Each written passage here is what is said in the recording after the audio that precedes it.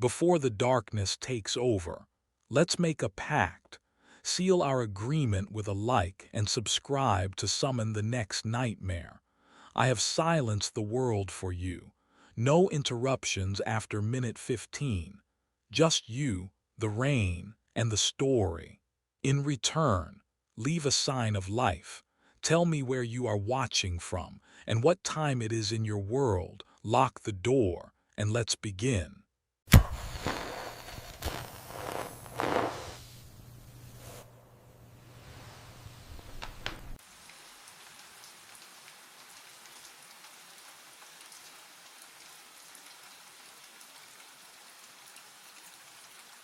Pump 3 clicked on at exactly 2:14 a.m. I looked up from the register, squinting through the bulletproof glass.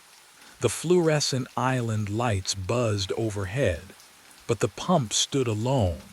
No car, no truck, just empty pavement and the nozzle rising by itself, slow and deliberate, like someone had gripped the handle. The numbers started rolling. 0.01, 0.02, gallons climbing in perfect rhythm. I pressed my face closer to the window.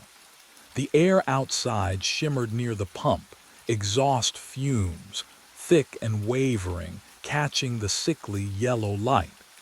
That acrid gasoline smell seeped through the door seals, burning the back of my throat. But there was nothing there. What would you do? Stay inside where it's safe or go look? I pushed through the door. The night air hit me first, cold, way too cold for August. My breath fogged. The pump kept dispensing, the mechanical click, click, click cutting through the silence like a heartbeat. I walked across the lot, gravel crunching under my boots, and stopped 3 feet from pump 3. The asphalt felt wrong. I crouched down, touched the pavement with my palm. Warm. Not just warm, hot, like something heavy had been sitting there, engine running, baking heat into the ground. The dark stains spread in 2 perfect rectangles. Tire marks. But what I felt next made my stomach drop. I reached for the nozzle. My fingers closed around the handle. Ice. Not cool metal. Ice. The kind that burns your skin on contact, that makes your bones ache. I yanked my hand back, and that's when I heard it. An engine, idling close, right where nothing stood. My mind raced back to how it started.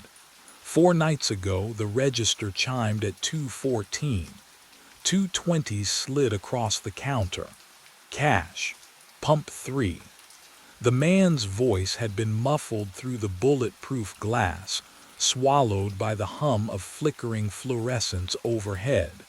I'd hit the button to activate the pump without looking up, muscle memory after 6 months of graveyard shifts. When I finally glanced at the monitor, the lot was empty. I blinked, rubbed my eyes. The screen showed pump 3's nozzle hanging in its cradle. But the counter was already rolling. 2 gallons, 3. Numbers climbing in that steady digital crawl. I pressed my face closer to the glass. Nothing. Just asphalt and moths circling the vapor lights. The coffee smell from the burnt pot behind me suddenly seemed too strong, almost metallic. I grabbed the flashlight and pushed through the door, feeling the cold bite of the metal handle against my palm. Odd for August. Outside, silence pressed against my eardrums. I walked the entire lot, checked behind the dumpster, circled the building twice. My footsteps echoed too loud in the stillness. Can you imagine that?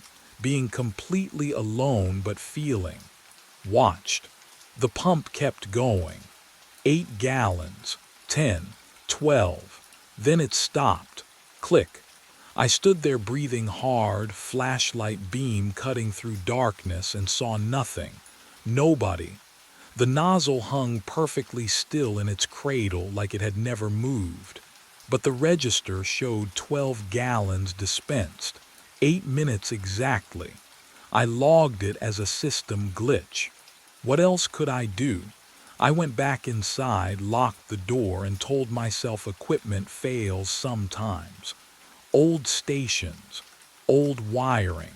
What I didn't know yet was that it would happen again the next night, and the night after that, always at 2:14, always pump 3. 3 nights, same time, same pump. The security monitor's glow turned my skin blue as I scrolled backward through footage for the fourth time, the smell of burnt coffee thick enough to taste. 2:14 a.m. There. Pump 3 clicks on. The nozzle rises. Numbers roll on the display. But the frame shows nothing except empty pavement slicked with dew and the faint shimmer of exhaust that shouldn't exist. I rewound again. The hum of the hard drive filled the cramped booth, rhythmic and hypnotic. My eyes burned. Sleep wasn't coming anyway. It never did anymore. What would you do if reality kept breaking in the exact same spot every night? I leaned closer, paused, the timestamp flickered, just for a frame, maybe two. The numbers wavered like heat distortion, and beneath them I saw a truck. My finger slammed the pause button. There. A dark pickup F-Series, maybe 10 years old. A man's silhouette behind the wheel. The image quality looked wrong, grainy in a way our digital system shouldn't produce, like it had been copied from something older. But what I found in the metadata made my hands go cold.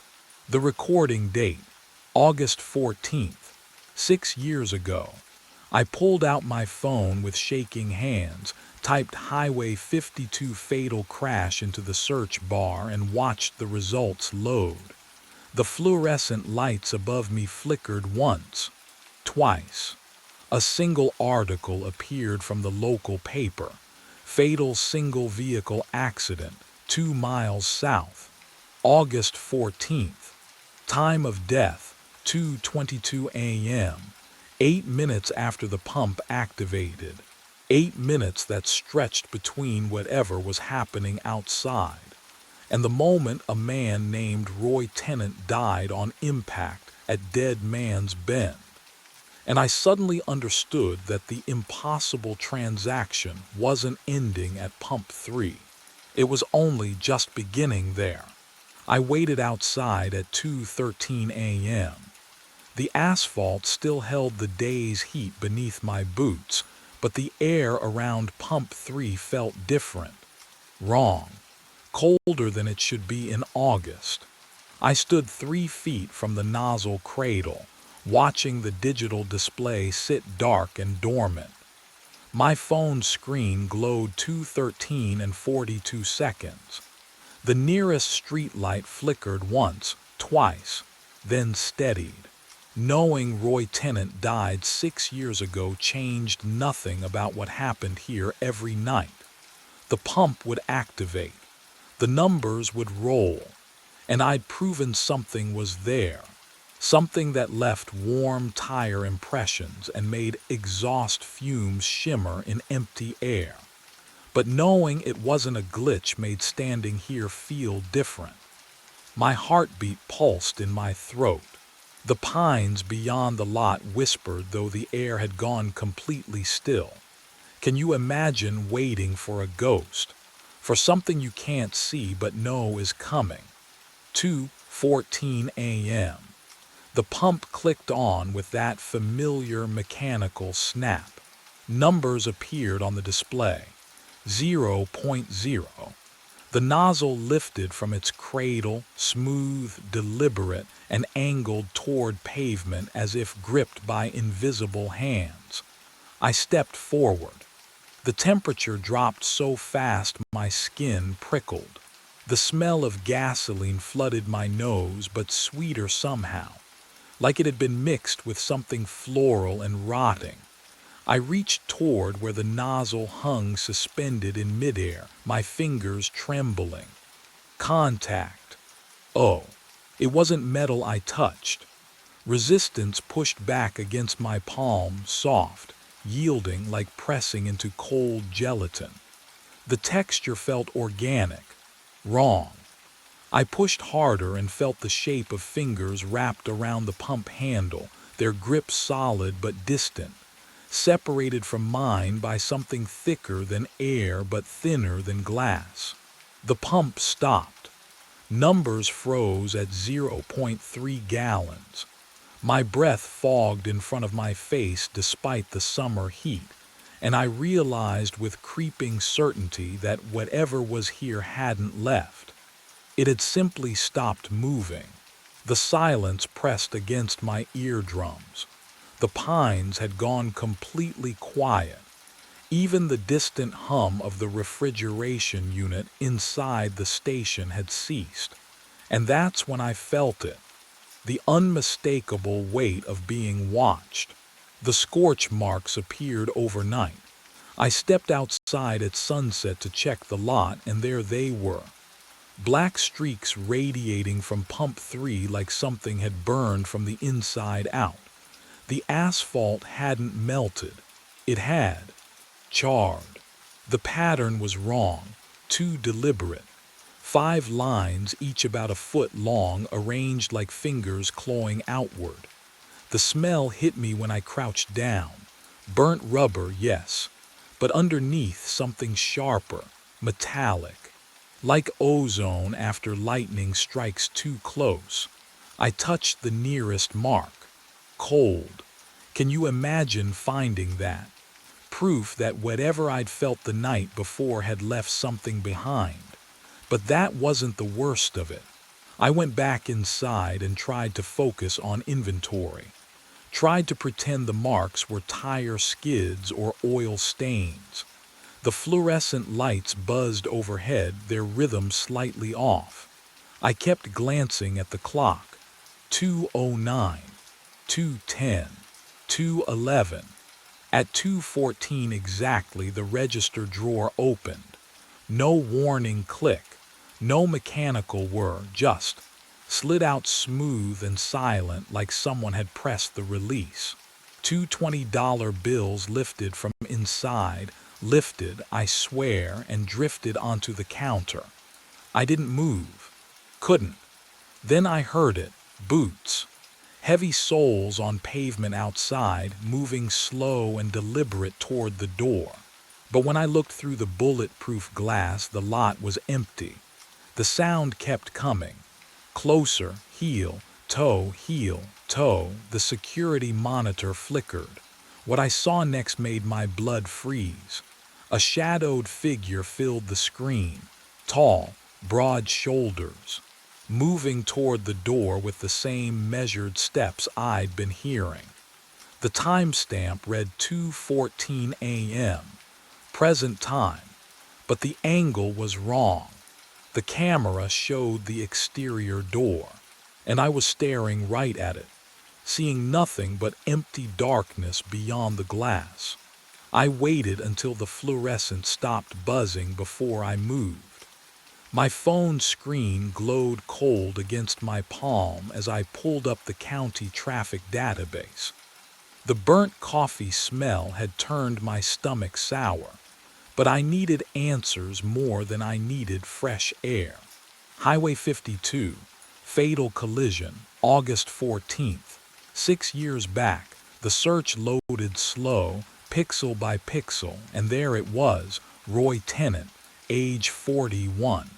Truck driver out of Millbrook. Single vehicle accident at Dead Man's Bend, 2 miles south of Crossroads gas station. Time of death, 2:22 a.m. Cause, lost control after swerving to avoid debris in roadway. Died on impact. I read the name 3 times. Roy, the invisible customer at Pump 3, had a name now, had a life, had an ending. But something about the report felt incomplete. I clicked through to the supplemental files. There was a photo, grainy, pixelated, taken by the state trooper at the scene. The guardrail bent inward like a broken rib. Glass scattered across asphalt that looked wet under the camera flash. And in the ditch, I didn't look too close at that part. The next document made my breath catch. Emergency contact. A leaner tenant wife. The address listed was 18 miles north of the station. 18 miles past where Roy had stopped for gas, which meant he was heading home, heading to her. And then I saw the annotation at the bottom of the report, handwritten in blue ink. Victim, unaware spouse deceased at time of collision. Eleanor Tennant, age 39, pronounced dead at Mercy Hospice at 12:09 a.m. same date. 2 hours. 2 hours before Roy's truck left the road. Can you imagine? Rushing home through the night, stopping for gas because you're running on fumes, every second feeling like theft because she's waiting and you promised you'd be there. You pump 12 gallons in 8 minutes, not a second more than necessary, and you think you still have time. But you don't. She's already gone, and you'll never know. Because in 8 minutes, you'll hit that curve going 70, and the last thought in your head will be her name. I set the phone down. My hand was shaking.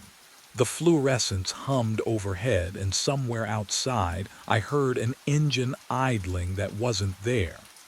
Roy wasn't haunting pump 3.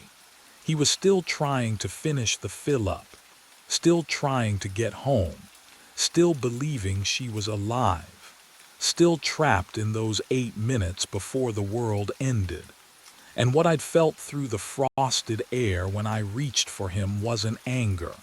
It was desperation. But what I didn't understand yet, what the crash report couldn't tell me, was why he'd come back to me. I knew his story now. I knew what drove him through the dark that night 6 years ago. But knowing didn't prepare me for what happened at 2:14. The floor trembled beneath my feet. A low vibration rolled through the concrete like distant thunder trapped underground. I pressed my palms against the counter, felt it shudder again, harder this time. Through the window, pump 3 roared to life. Gasoline erupted from the nozzle, not a trickle but a torrent. It splashed onto empty pavement in thick, violent streams. The stench hit me through the glass door, but something was wrong with it. Not the sharp chemical bite I'd smelled 1,000 times before. This was sweet, rotting sweet, like flowers left too long in a closed room. And then I saw them, boot prints forming in the pooling fuel. One, then another. Heavy treads pressing into liquid, leaving perfect impressions that shouldn't exist. What would you do? Would you stay inside where the glass feels safe, or step out to face what's making those prints? I didn't get to choose. The door slammed open, hinges screaming, and freezing air poured into the store. My coffee cup skittered across the counter, slid, tipped, shattered on the floor behind me. The cold wasn't just cold, it ached. It burned. My breath came out in thick white clouds despite the August heat still clinging to the night outside. The register screen flickered. Green text crawled across black. Help me. But what came next made every hair on my neck stand rigid. The fluorescent lights buzzed once, twice, and died. Darkness swallowed the station whole, and in that absolute black I heard breathing that wasn't mine. The lights flickered back on, one by one, each fluorescent tube buzzing louder than it should. The breathing stopped. I stood frozen behind the counter, my hand still gripping the edge where the register had displayed that message. The metal felt warm now, no hot. I pulled my fingers away and saw condensation beading on the surface, impossible in the freezing air that still hung around me like fog. The door was closed again. The boot prints in the gasoline outside had vanished. But I couldn't stay there. Not in that silence. Not with the smell of something floral and wrong mixing with diesel fumes. I needed to understand what Roy Tennant wanted, what he'd been trying to tell me for 6 nights straight. The lost and found box sat in the back storage room, untouched for years. Carl never threw anything away, just shoved it all into a plastic tub behind the mop bucket. I'd walked past it 100 times without looking twice. Now I dragged it into the flickering light and pried off the dusty lid. Sunglasses. A child's toy truck. Somebody's work glove stiff with age, and beneath those, a photograph. The edges were warped. Water damaged, maybe. But the image was clear enough. A man and woman stood in front of this very station. The neon sign glowed behind them, brighter than, newer. She was laughing, her head tilted against his shoulder. He looked at her like she was the only thing in the world worth seeing. I recognized his face from the crash report photo. Roy Tennant. Younger, alive. The back of the photo had a date scrawled in blue ink, August 10th. 6 years ago, 4 days before he died. What you're holding. Can you imagine keeping that moment in your pocket while everything fell apart? But the real discovery came when I turned the photo over again and noticed something in the background. Roy's truck, parked at pump 3, and in the truck bed, barely visible, a cardboard box. I squinted.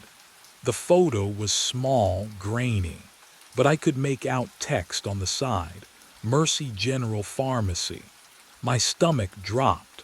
I pulled up the crash report on my phone again, scrolling past the details I'd memorized. Cause of accident, swerving to avoid debris. Time of death, 2:22 a.m. And then, a note I'd skimmed before. Personal effects recovered from vehicle, clothing, wallet, medication bottles expired. Medication bottles. He wasn't just coming home. He was bringing something to her. Something she needed. And he'd stopped here, at 2:14 a.m., 8 minutes before the crash, to fill up so he wouldn't have to stop again.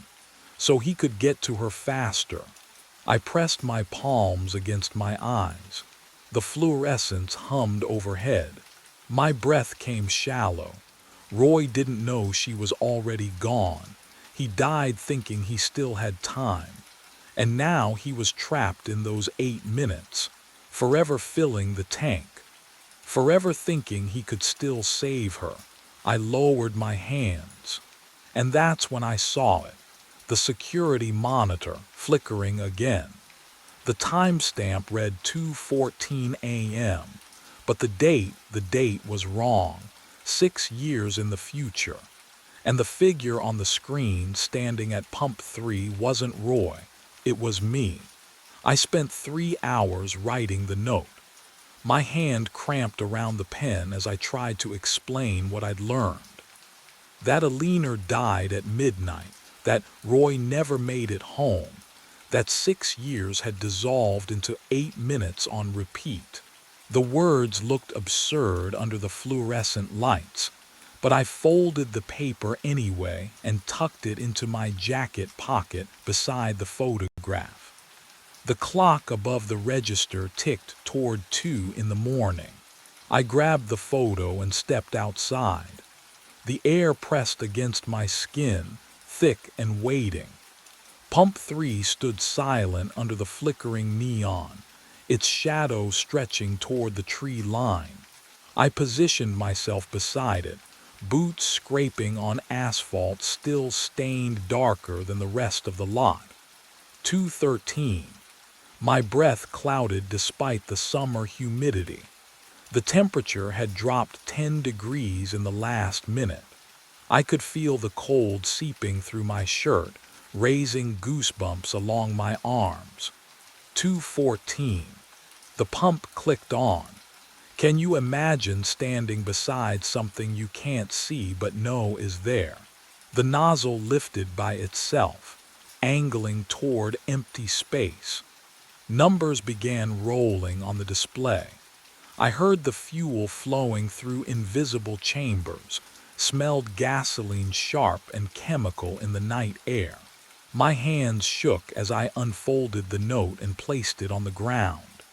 Then I lifted the photograph, Roy and Alina smiling outside this very station, and reached toward where a hood should be. The photo touched something solid. The air turned glacial. My fingers went numb against the invisible metal. I let go, and the photograph stayed suspended 3 feet off the ground, resting on nothing. The gasoline smell vanished. Roses flooded my senses instead, funeral roses, cloying and sweet. The kind that lined caskets, the kind that marked endings. The nozzle dropped with a metallic clang, and then I saw him. Roy Tennant stood before me, translucent as smoke, shoulders shaking with sobs. His hands covered his face. His mouth moved without sound.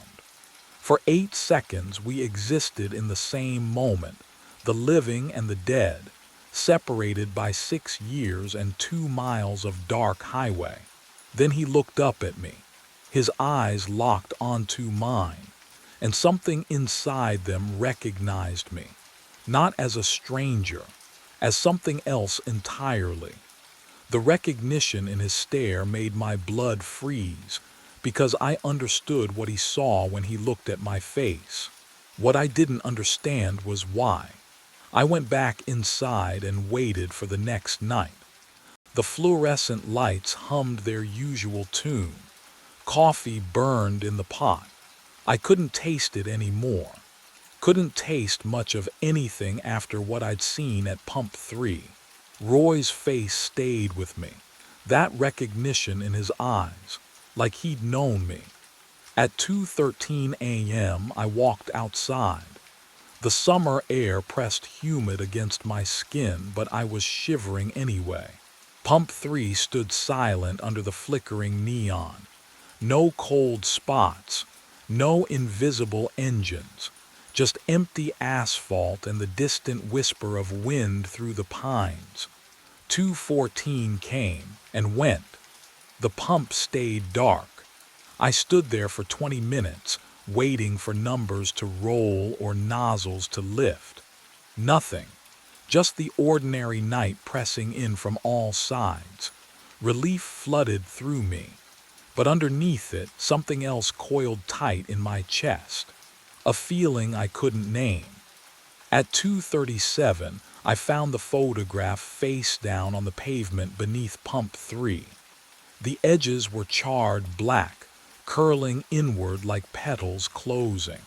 The center remained intact, Roy and Alina frozen in that moment of joy, her hand on his chest, his eyes only for her. The burned parts crumbled to ash between my fingers, gritty and cold. It worked. Whatever I'd done, it worked. Roy was gone. 3 weeks passed. The nights blurred together, one shift bleeding into the next. Carl never asked why I looked so tired. I stopped logging the incident reports. What would I even say? I'd helped a ghost move on, and now I couldn't sleep because every time I closed my eyes, I saw that look of recognition on a dead man's face. But I didn't understand what I'd seen there. Not yet. On a Thursday night, or maybe it was Friday, I'd lost track. Exhaustion finally won. I slumped forward at the counter around midnight, my head resting on folded arms, just for a minute, just to rest my eyes. I woke to the mechanical click of pump 3 activating. My neck ached. The fluorescent lights seemed dimmer. I blinked at the clock, 2:14 a.m. No, not again. That couldn't be right. I turned toward the security monitor, my hands already cold, breath fogging despite the summer heat that should have been. The screen showed pump 3. A figure stood there, one hand on the nozzle. The timestamp glowed in the corner. August 14th, 6 years from now. The figure turned toward the camera. I was looking at my own face. My legs gave out. I gripped the counter, staring at myself on that grainy monitor. Same jacket, same hollow eyes. The future version of me stood at pump 3, filling a tank I couldn't see, trapped in a loop I'd inherited the moment I'd touched Roy's world. The moment he'd recognized me, because he'd seen me before, 6 years before, standing exactly where he'd stood. The pump clicked off. On screen, I watched myself look directly at the camera. My future self mouthed 2 words, "Help me." The monitor went black. Outside, pump 3 fell silent. But I knew it would activate again tomorrow night. And the night after. And every night for 6 years until some other fool working the graveyard shift decided to investigate. Until they found my photograph. Until they set me free and took my place. The loop didn't end. It just found someone new. And I'd walked right into it. The smell hit me before I even turned the key. Death. Or something close to it. That sour sweet rot that burrows into your throat and stays there. Brenda had called it in 3 hours ago, refused to go near the room herself. I didn't blame her. The graveyard shift was mine to own, my penance for avoiding daylight and people who asked questions I couldn't answer. Room 118, ground floor, corner unit. The master key felt heavier than usual. My hand shook just slightly as I slid it into the lock. The metallic click echoed down the empty hallway. I pushed the door open and stopped. The room was empty, bed made, corners tight. No luggage, no guest. The smell should have been overwhelming in here, but it wasn't. It was faint, wrong, like it was coming from inside the walls instead of the air. I stepped inside. The carpet muffled my footsteps. Too quiet. The kind of silence that makes you hold your breath without meaning to. That's when I saw the bathroom mirror. Condensation covered the glass in a thick fog, droplets sliding down in slow trails. But the room was cold. No steam. No shower running. And in the center of that wet surface, someone had traced words with their finger. I'm still checked in. Don't enter after midnight. My pulse hammered in my ears. Who writes a message? In an empty room. I grabbed a towel and wiped the mirror clean. My reflection stared back, pale and exhausted. Just my imagination, I told myself. Just another reason I shouldn't work nights. But what I found when I returned to the front desk would prove that some warnings aren't meant to be ignored. I pulled up the guest log on the computer. Room 118. Occupied. Checked in 13 minutes ago. The name on the screen was mine. My hand hovered over the phone. The receiver felt heavier than it should, cold plastic slick against my palm. Room 118 shouldn't be occupied. The bed was made. The room was empty, but the computer doesn't lie. I dialed the extension. 118. The line clicked open before the first ring finished. No greeting, just breathing, wet, labored like someone drowning on dry land. "Hello," my voice cracked. "This is the front desk. I need to verify." The breathing stopped. Silence pressed against my ear, thick and waiting. Then a voice came through. My voice. Same flat Oklahoma accent. Same tired rasp from too many graveyard shifts. "You weren't supposed to open that room." My throat closed. I couldn't breathe, couldn't move. "I've been dead in the walls for 6 months," the voice continued, calm and patient. "Now you let me out." The line went dead with a soft click. I dropped the receiver. It swung by its cord, tapping against the desk in a slow rhythm. The stale coffee I'd poured an hour ago had gone cold, but I could smell something else now. That chemical odor from 118 seeping down the hallway. Formaldehyde. Rot. Something preserved but decaying anyway. Can you imagine hearing your own voice tell you you're dead? But what happened next made my blood turn to ice. Down the hallway, past the vending machines and the ice dispenser, a door opened. Not a quick motion, slow, deliberate. The hinges creaked in the empty silence.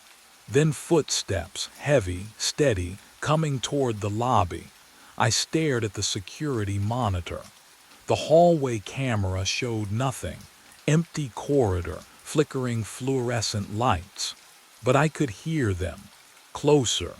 The drag of shoes on worn carpet. The slight scrape of something being pulled behind. The footsteps stopped just outside my office door. My eyes snapped to the security monitor. The grainy black and white feed showed the hallway. And this time, something was there. A figure in a motel uniform moved toward the camera with slow, deliberate steps.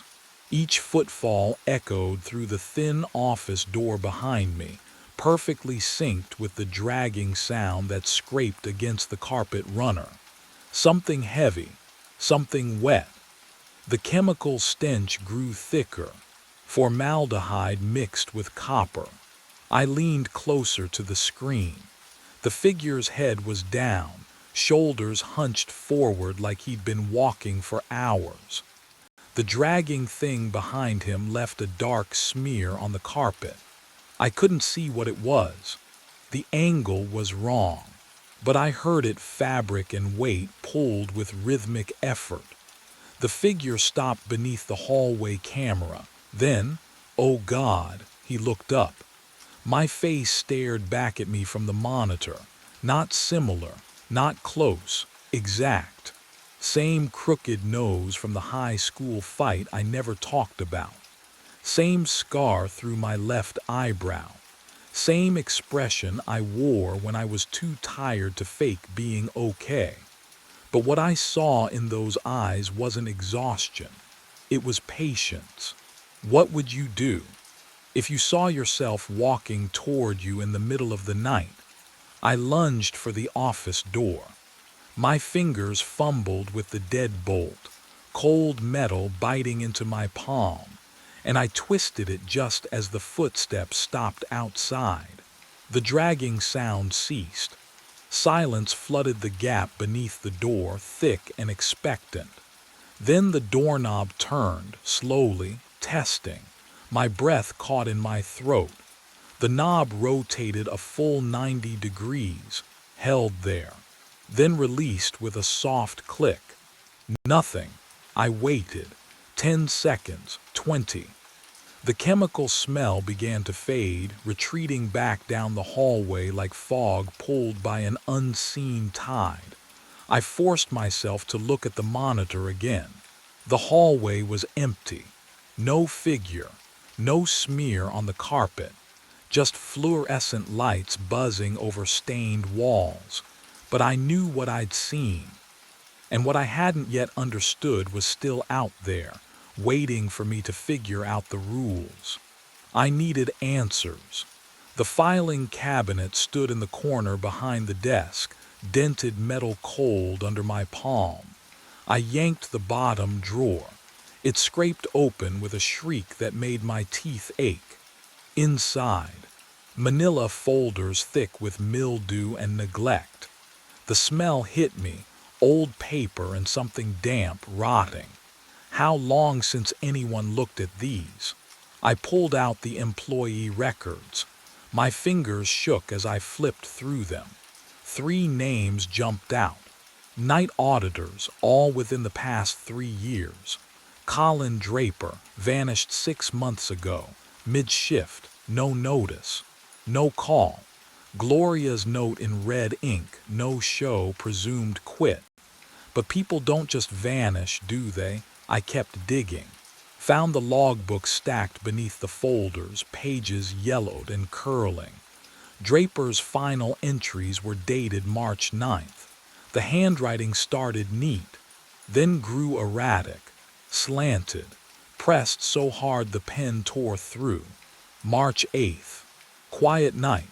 Guest in 118 paid cash for the week. Keeps curtains drawn. March 9th. Guest in 118 knows my name. How? That was it. The last line he ever wrote. My pulse hammered in my ears. The silence around me felt thick. Waiting, what would you do if you found that? If you saw your predecessor's terror preserved in ink, I turned the page. The next entry was dated March 10th. Different handwriting. Smooth.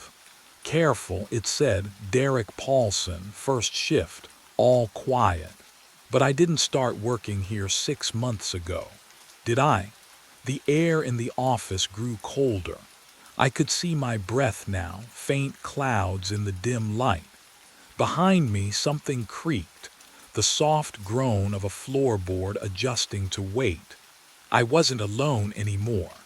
I didn't wait for whatever shared the office with me. I ran. The side exit door slammed behind me, and gray dawn light spilled through windows that faced the parking lot. Wrong direction. I'd gone through the side door, should have been facing the dumpsters and the tree line. Instead, the lobby spread out before me. Same scuffed tile, same flickering fluorescence. My breath came in short gasps. The cold morning air tasted metallic like blood or rust. I turned back.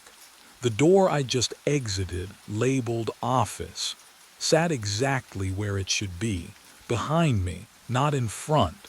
I tried the front entrance, pushed through.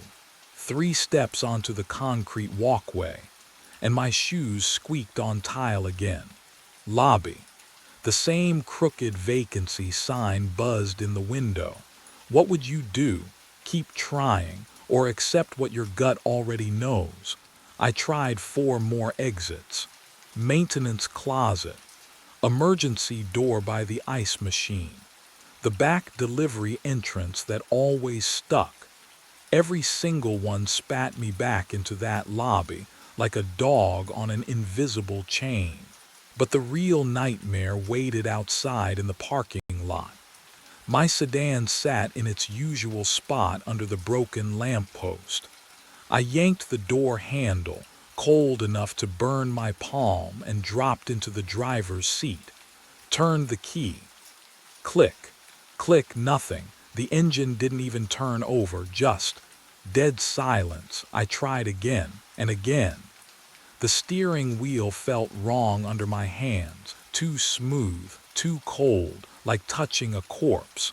I looked up at the motel through the windshield. Started driving anyway, coasting in neutral down the slight grade of the lot. The exit was 30 yards away.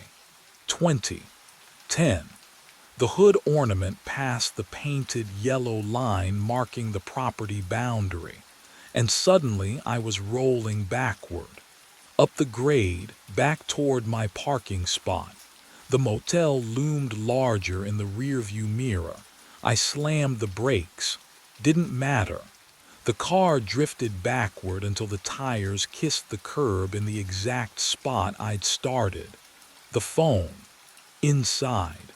I had to call someone. Gloria answered on the second ring. Pineview Motor Lodge. Gloria, thank God, it's me. It's Derek. Something's wrong here. I can't. I'm sorry. Her voice was pleasant, distant. Who is this? My throat closed. Derek. Derek Paulson. I work the night shift. I've been working here for. Derek Paulson quit 6 months ago, hun. She paused. I heard papers rustling. Didn't even give notice, just stopped showing up. Who is this? And why are you calling from the motel phone? The line went dead in my hand. And that's when I heard footsteps in the hallway, coming from room 118. I moved, didn't think, just ran. The staff bathroom, closest door, no windows. I slammed it shut and locked it, my breath coming in shallow gasps. The footsteps had stopped. Or maybe they were waiting. I pressed my back against the cold tile wall and tried to steady myself. Think. I dug into my back pocket, fingers fumbling for my wallet. The leather was worn, familiar. But when I flipped it open under the flickering fluorescent light, nothing made sense. My driver's license stared back at me. Derek James Paulson, my face, my address, but the expiration date, last year, March. I blinked, checked again. The plastic felt real enough, smooth under my thumb, but the numbers didn't lie. How long had I been carrying an expired license without noticing? Can you imagine going months without checking something so basic? My phone. I pulled it from my pocket, hands shaking. The screen glowed faintly, no signal. The date frozen at April 19th, 6 months ago. The battery icon showed full, but nothing moved. No notifications. No time ticking forward. Just stuck. My chest tightened. The air in the bathroom smelled faintly of bleach and something else. Something metallic, like old pennies left in water. I looked up. The mirror above the sink reflected me standing there, phone in hand, face pale under the bad lighting. I lowered my phone. My reflection lowered its phone a heartbeat later. I froze, raised my hand, watched the mirror version lift its hand. Slowly, too slowly, like it was moving through something thicker than air. But what I discovered when I touched that glass changed everything. I reached forward. My fingertips met the surface. Ice cold. No colder than ice. The kind of cold that burns. I pulled back. My reflection stayed pressed against the glass. And then it smiled. I wasn't smiling. The thing wearing my face widened its grin, and its lips began to move, forming words I couldn't hear through the glass. I ran. The bathroom door slammed behind me, and the fluorescent hallway lights flickered once, twice, then steadied into that sickly yellow glow. My shoes squeaked against the linoleum. Too loud. Everything was too loud. My breathing. My heartbeat. The hum of the ice machine at the end of the corridor. Behind me, I heard it. A door opening. Slow, deliberate. Not the bathroom door, something else. I didn't look back. Couldn't. My legs carried me past room 114, 115, 116.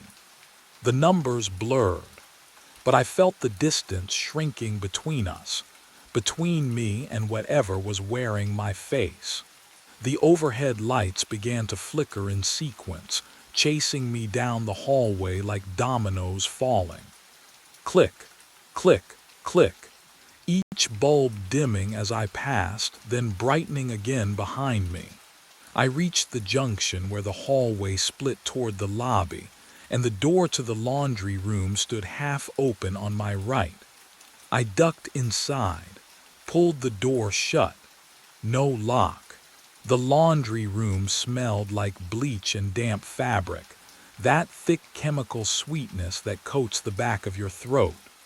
Two industrial washers, a folding table, shelves of threadbare towels. I pressed my back against the wall beside the door, trying to slow my breathing, trying to think. But what I heard next made thinking impossible. Footsteps in the hallway, even, patient. The sound of shoes on linoleum, measured and calm, like someone taking a midnight stroll. And then, my own voice, calling my name. Derek. Have you ever heard your own voice from outside your body? Not a recording, those always sound wrong, distorted. This was perfect, every inflection, every tonal quality. The exact pitch I heard in my own skull when I spoke. Derek, I know you're close. The footsteps stopped, right outside the laundry room door. I held my breath. The silence stretched so long I thought maybe it had moved on. But that hope died when I heard the soft scrape of fingernails dragging down the wooden door. Slow, deliberate, 4 lines top to bottom. Then the footsteps resumed, moving away, fading toward the far end of the motel. I waited, counted to 60 in my head, then 60 more. The washer hummed beside me, though I knew for certain it hadn't been running when I entered. The sound was rhythmic, almost like breathing. In and out, in and out. That's when I noticed the smell. It had been faint before, that chemical death stench from room 118. But now it was stronger, thicker, seeping through the walls themselves like something rotting behind the drywall. I turned slowly toward the wall I'd been leaning against. The paint was old, cracked in places, yellowed, but beneath my palm the surface felt warm, not room temperature, not the ambient heat of a building. This was body warmth, feverish, pulsing almost. I snatched my hand away, and as I did, I heard it, scratching. Inside the wall, something moving, dragging, clawing. The sound traveled from my left to my right, following the length of the wall behind the washers. Deliberate, methodical, like fingers testing the drywall from the other side, searching for weak points, searching for a way through. I backed toward the door. My hand found the knob, but before I could turn it, the scratching stopped. And in the silence that followed, I heard my own voice again, closer now, just outside, whisper something that turned my blood to ice. I know what you did, Derek. I know why you can't remember. The doorknob began to turn beneath my hand. The doorknob stopped turning. I didn't wait to see why. I shoved through the laundry room's rear service door.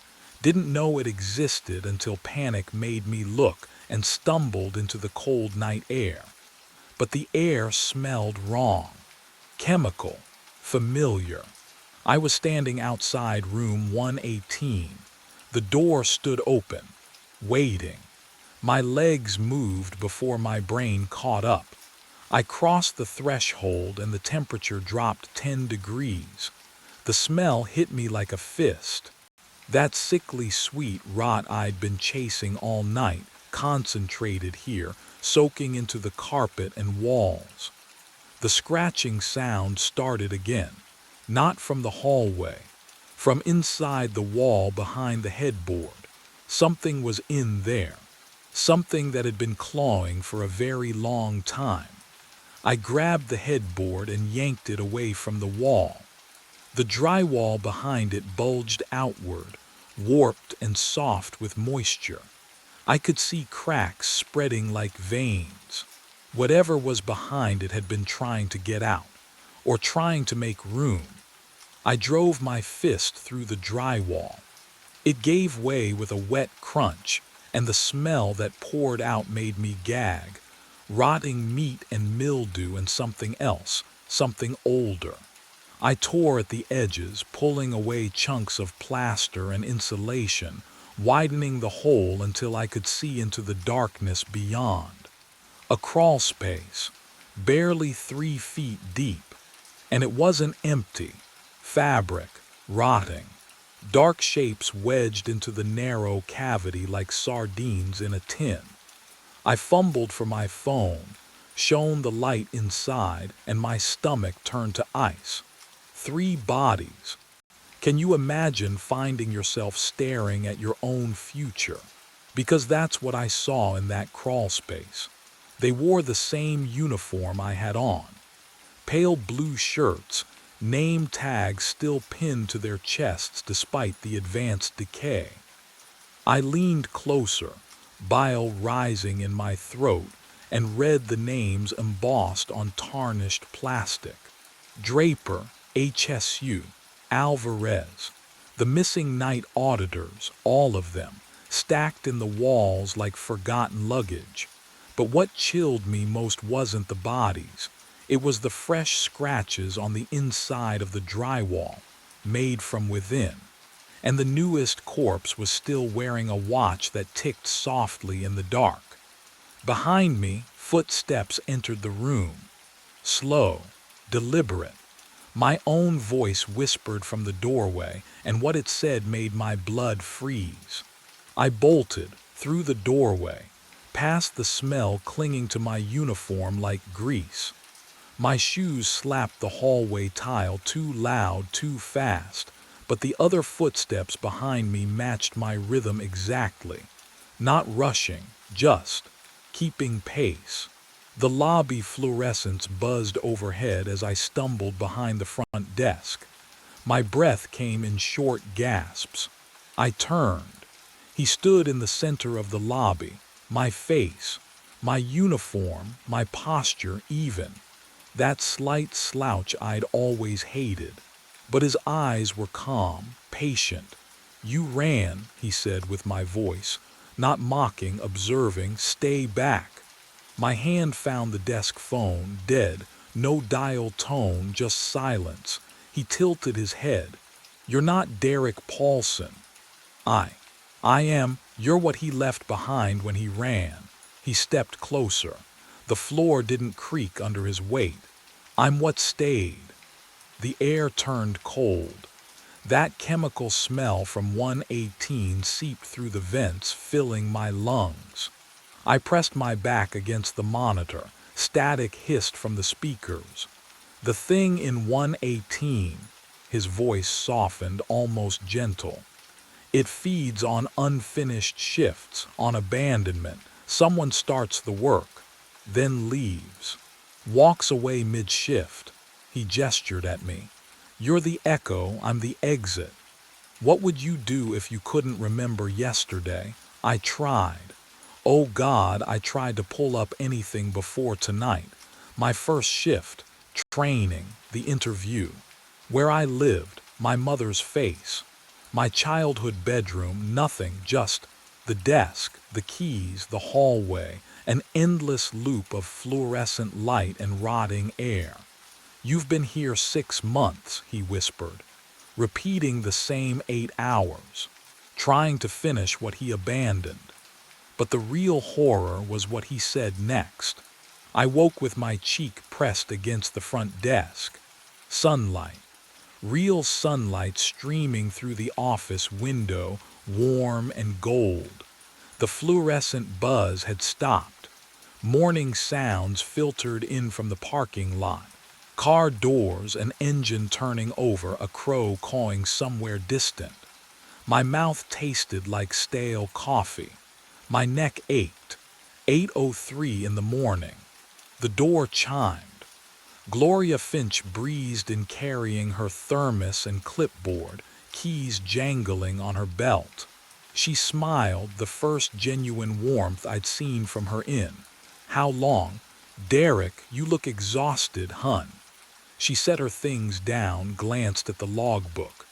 "Another quiet night." I stared at her. She looked Normal, real. Her perfume smelled like lavender, not chemicals.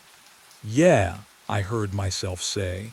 Quiet, she nodded, already distracted by paperwork. I turned to the computer. My hand shook as I pulled up the schedule. 6 months. 6 solid months of night shifts under my name. Never missed. Never late.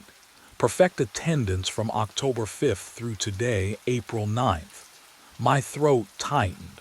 I clicked through to room status.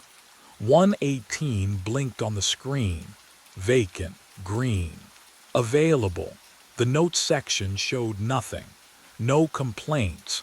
No incidents. Vacant for months according to the maintenance log. But what I'd seen in that crawl space hadn't been a dream. You feeling okay? Gloria's voice cut through my thoughts. Fine. The word came out flat. She studied me for a moment, then shrugged. Well, get some rest. See you tonight. Tonight, I stood, gathered my jacket, walked toward the exit, and then I smelled it.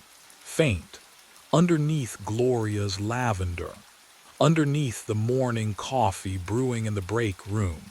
Something sweet and rotting clinging to my uniform, to my skin. The smell from 118. I looked back at the desk, at the empty hallway beyond, at room 118's door, closed and silent at the end of the corridor. Gloria hummed softly, filling out forms. The sunlight felt cold now. I stepped outside. The parking lot stretched before me, familiar and endless. My car sat in its usual spot. I reached for my keys. Can you imagine walking toward freedom and knowing deep in your bones that you'll never reach it? I opened the car door, started the engine, drove toward the exit, and when I blinked, I was back at the desk, cheek pressed against cold laminate, sunlight streaming through the window. 8:03 in the morning. The door chimed. Gloria walked in, smiling. The waveform breathes when the booth is empty. I stand with my forehead pressed against the cold glass of booth C, watching the laptop screen glow in the darkness. 3 a.m.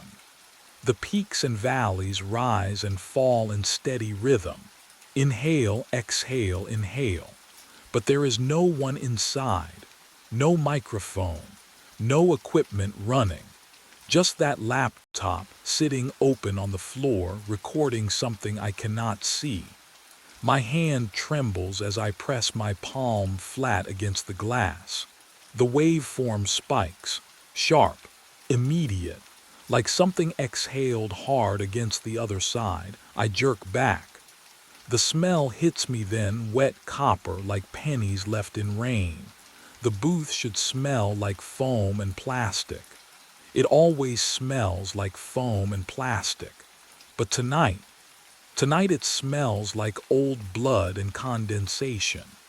Can you imagine standing there, knowing the door is locked from the inside? Knowing you are alone in a windowless studio at 3 in the morning and something is breathing where nothing should breathe. I check the door again. Locked. The bolt is thrown from within the booth. I watched the handle turn on its own 20 minutes ago.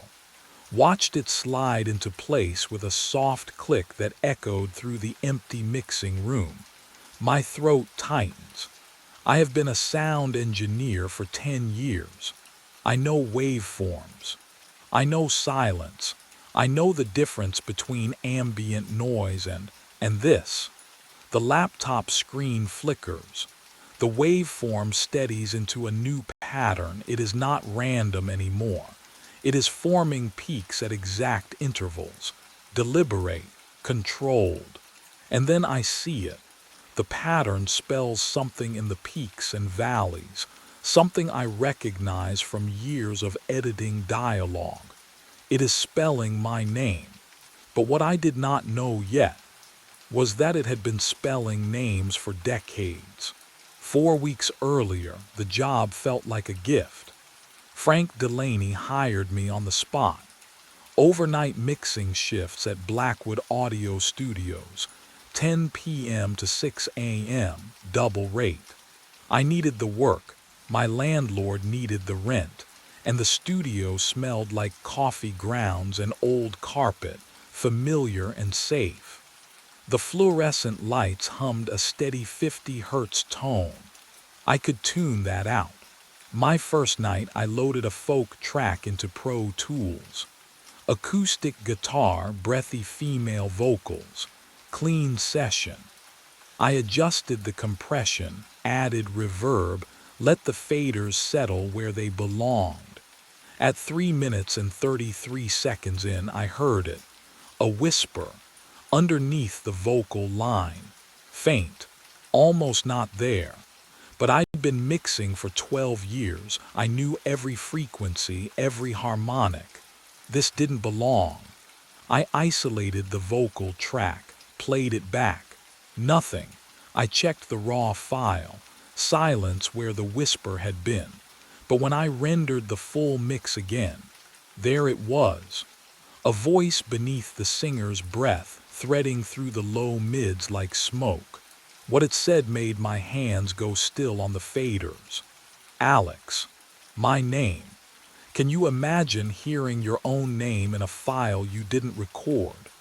I replayed it 6 times, headphones pressed tight against my ears until the foam made them sweat.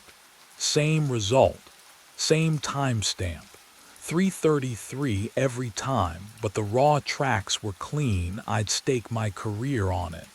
Therefore, the whisper only existed after I touched the mix. I told myself it was interference, radio bleed, a fluke. Then I mixed the second track. Different artist, different session, recorded months apart. I dragged the playhead forward, watching the time code. 3:32, 3:33, there. Louder this time, clearer, Alex, James Mercer. My full name. All 3 words. Spoken in a voice that sounded like wet paper tearing. The studio felt colder suddenly, or maybe I just noticed the cold for the first time. The air conditioning vent above booth C rattled, metal on metal. Outside the mixing room window, the hallway stretched dark and empty. No one else worked past midnight. Frank had mentioned that during my interview almost as an afterthought. You'll have the place to yourself. I thought that sounded perfect. Now the silence pressed against the soundproofing like something waiting. I checked the raw files again. Nothing. Checked the plugins, the routing, the input chains. Everything clean. But the render kept whispering my name at 3:33 like clockwork, like it knew exactly when I'd be listening. Why that timestamp? Why my full name, middle name included, when my contract only listed Alex Mercer? And that's when I realized, whatever was speaking hadn't learned my name from any file I could see. I came in early the next evening, desperate for daylight conversation. The smell of burnt coffee and stale air hit me before I even reached the mixing room. 2 engineers hunched over a tracking session, laughing at something on a phone screen. Hey, question, my voice sounded hoarse. You guys ever hear anomalies in the mixes? The taller one, Jason, I think, glanced up, barely interested. Like what? Hum, check your ground loops. No, not hum, like whispers. At specific timestamps. They exchanged a look. The kind of look that made my stomach tighten. Dude, you're working overnights. Jason grinned. You know how that messes with your head. Get some sleep. The other engineer already had his headphones back on. I tried Frank next. Found him in his office, door half open, sorting invoices under flickering fluorescent light. The hum was louder in there, constant, almost vibrating through my teeth. "Frank, I need to ask you something." He didn't look up. "Make it quick." I'm hearing interference, voice artifacts in every mix. Always at 3 minutes 33 seconds. His pen stopped, just for a second. Then he resumed writing. "Electrical interference," he said flatly. "Old building, I'll call someone." "But it says I'll call someone Alex." The way he said my name made my skin crawl. Have you ever been dismissed so completely you wondered if you'd imagined the whole thing?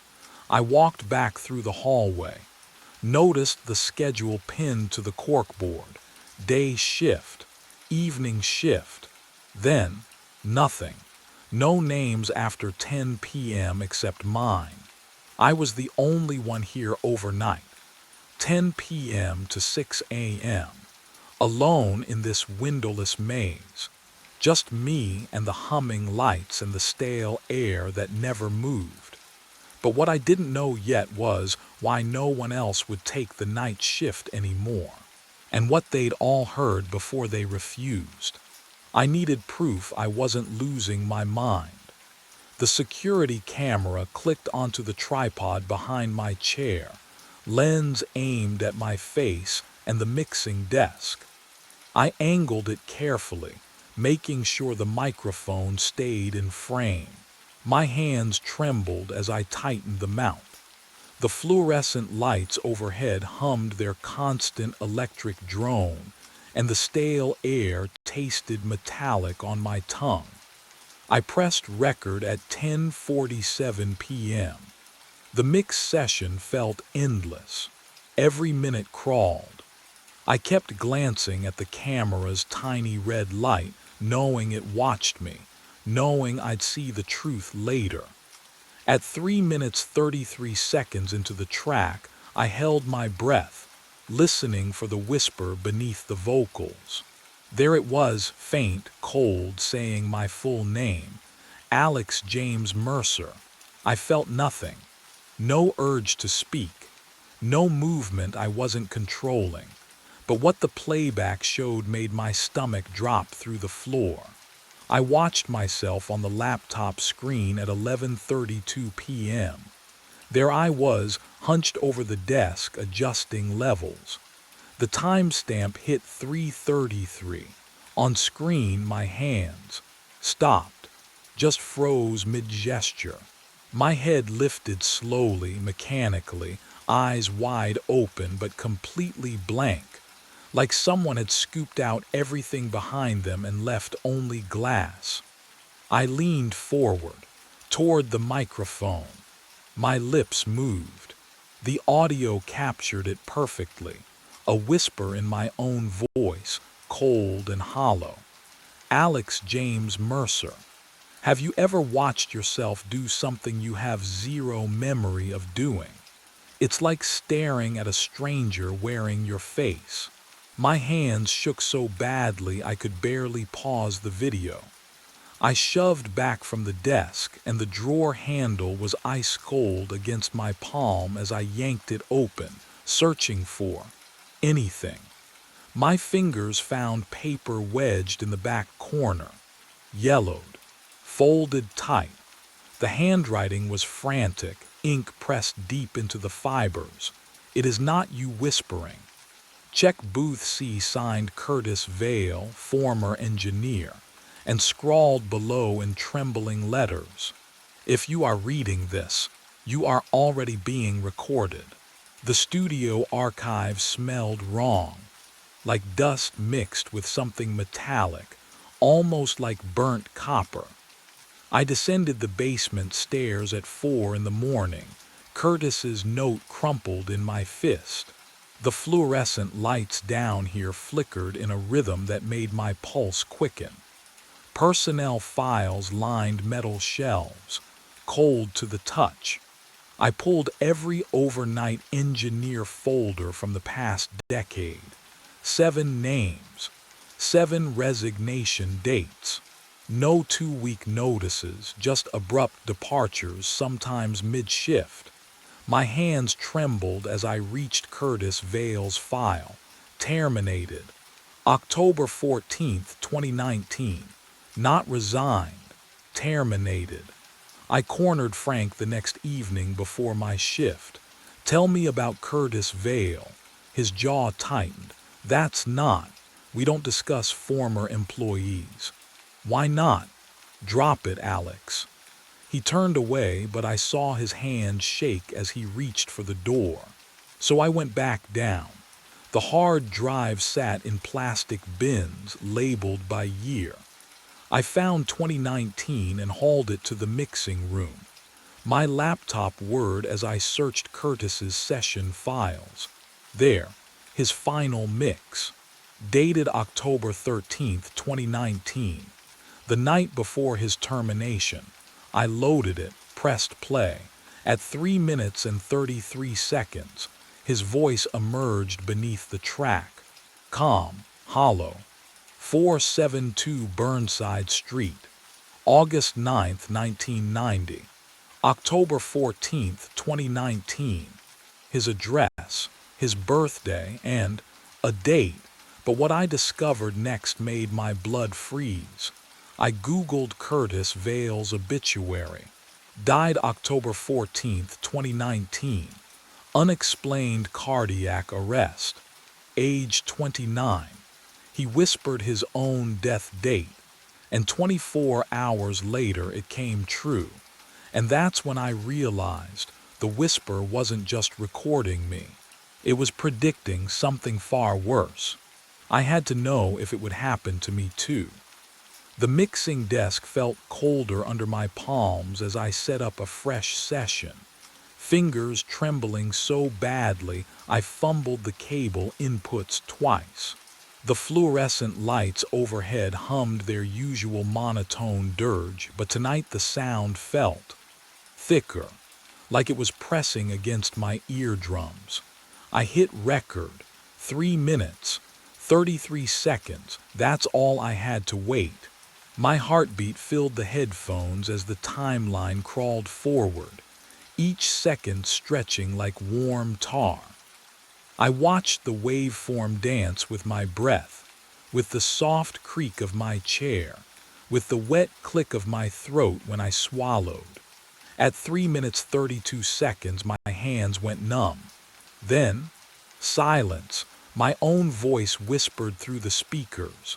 Clear, calm, familiar but wrong, like hearing yourself on an old answering machine.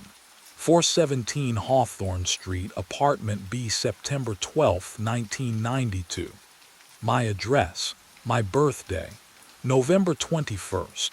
Next Thursday. The air left my lungs. Can you imagine hearing the exact date you're supposed to die?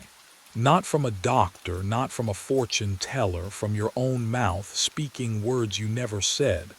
I slammed my fist on the delete key. The file blinked out, then reappeared. I deleted it again, 5 times. Each time it regenerated like a wound refusing to close. But what I did next made everything so much worse. I ran, grabbed my jacket, my keys, didn't bother shutting down the equipment. The hallway stretched longer than I remembered, my footsteps echoing in a rhythm that sounded almost like whispering. The exit door's push bar felt sticky under my palm. Was that condensation or something else? Outside, November rain drilled the pavement, cold mist clinging to my face. I fumbled my keys into the ignition. Click, click, click. The engine turned over, but wouldn't catch.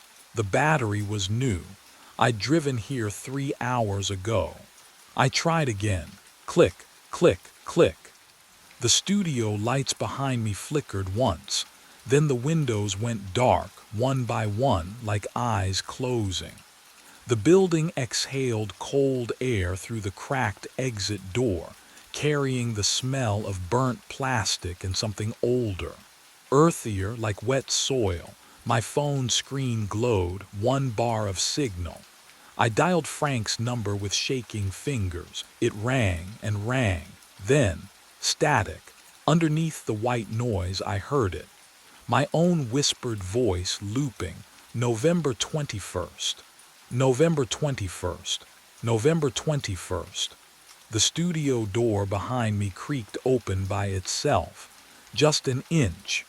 Just enough to let something out or invite me back in. I ran. The studio door groaned wider behind me, but I didn't look back. My legs carried me down the block, lungs burning, the burnt plastic smell clinging to my jacket. I flagged down a late-night rideshare with shaking hands. The driver asked if I was okay. I lied. Home felt wrong, too quiet, too close to whatever was following me. So I went to the only place open at 4 in the morning, a 24-hour diner on Burnside with free Wi-Fi. The fluorescent buzz reminded me of the studio. I ordered coffee I wouldn't drink and opened my laptop. City records, fire department archives. I needed to know what I was dealing with. The search term was simple: Blackwood audio fire. The results loaded slowly, and what I found made my hands go cold. November 3rd, 1997. Booth C electrical fire during overnight session. One casualty, Hugo Brennan, age unknown, sound engineer. The report stated the fire was contained within 20 minutes, but witnesses, 3 firefighters and a neighboring business owner, reported hearing screaming from inside the booth for hours afterward. The door had been opened. The booth was empty. No body recovered. I scrolled further. Rebuilding permits, insurance claims, then a personnel file scanned and archived. Hugo Brennan's employee photo filled my screen. Gaunt face, hollow eyes, thin lips pressed together. He was staring directly at the camera, but his eyes were wrong, too dark, too still, like they were looking through the lens through time straight at me. And beneath the photo, handwritten in faded ink, overnight engineer, Booth C specialist. But what made my stomach twist was something I hadn't expected to find. The notation at the bottom of his file, stamped in red, audio logs preserved in perpetuity. That's when I realized Hugo hadn't just died in that fire. I drove back to Blackwood at 2 in the morning. The studio sat dark and empty, fluorescent lights humming their usual dirge. My hand trembled as I unlocked the front door.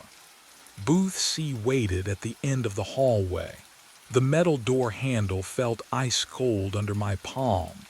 Colder than it should be, I twisted it. The seal broke with a wet sucking sound, releasing air that smelled wrong. Stale, organic, like someone had been living in there. Oh God, someone had.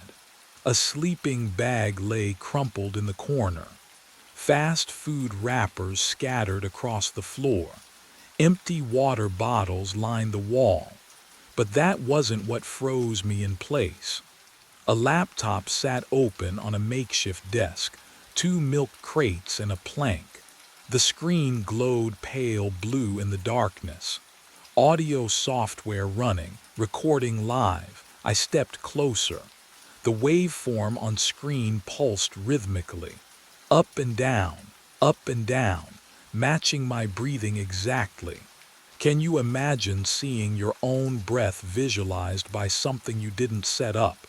My chest tightened. I held my breath. The waveform continued. Then I heard it, wet breathing, behind me. Close enough to feel against my neck, I spun around. Empty booth. Just me and the sleeping bag and the smell of old sweat. When I turned back to the laptop, the cursor was moving, on its own, sliding across the screen with mechanical precision, opening a folder I hadn't touched. The folder name appeared in white text, collection.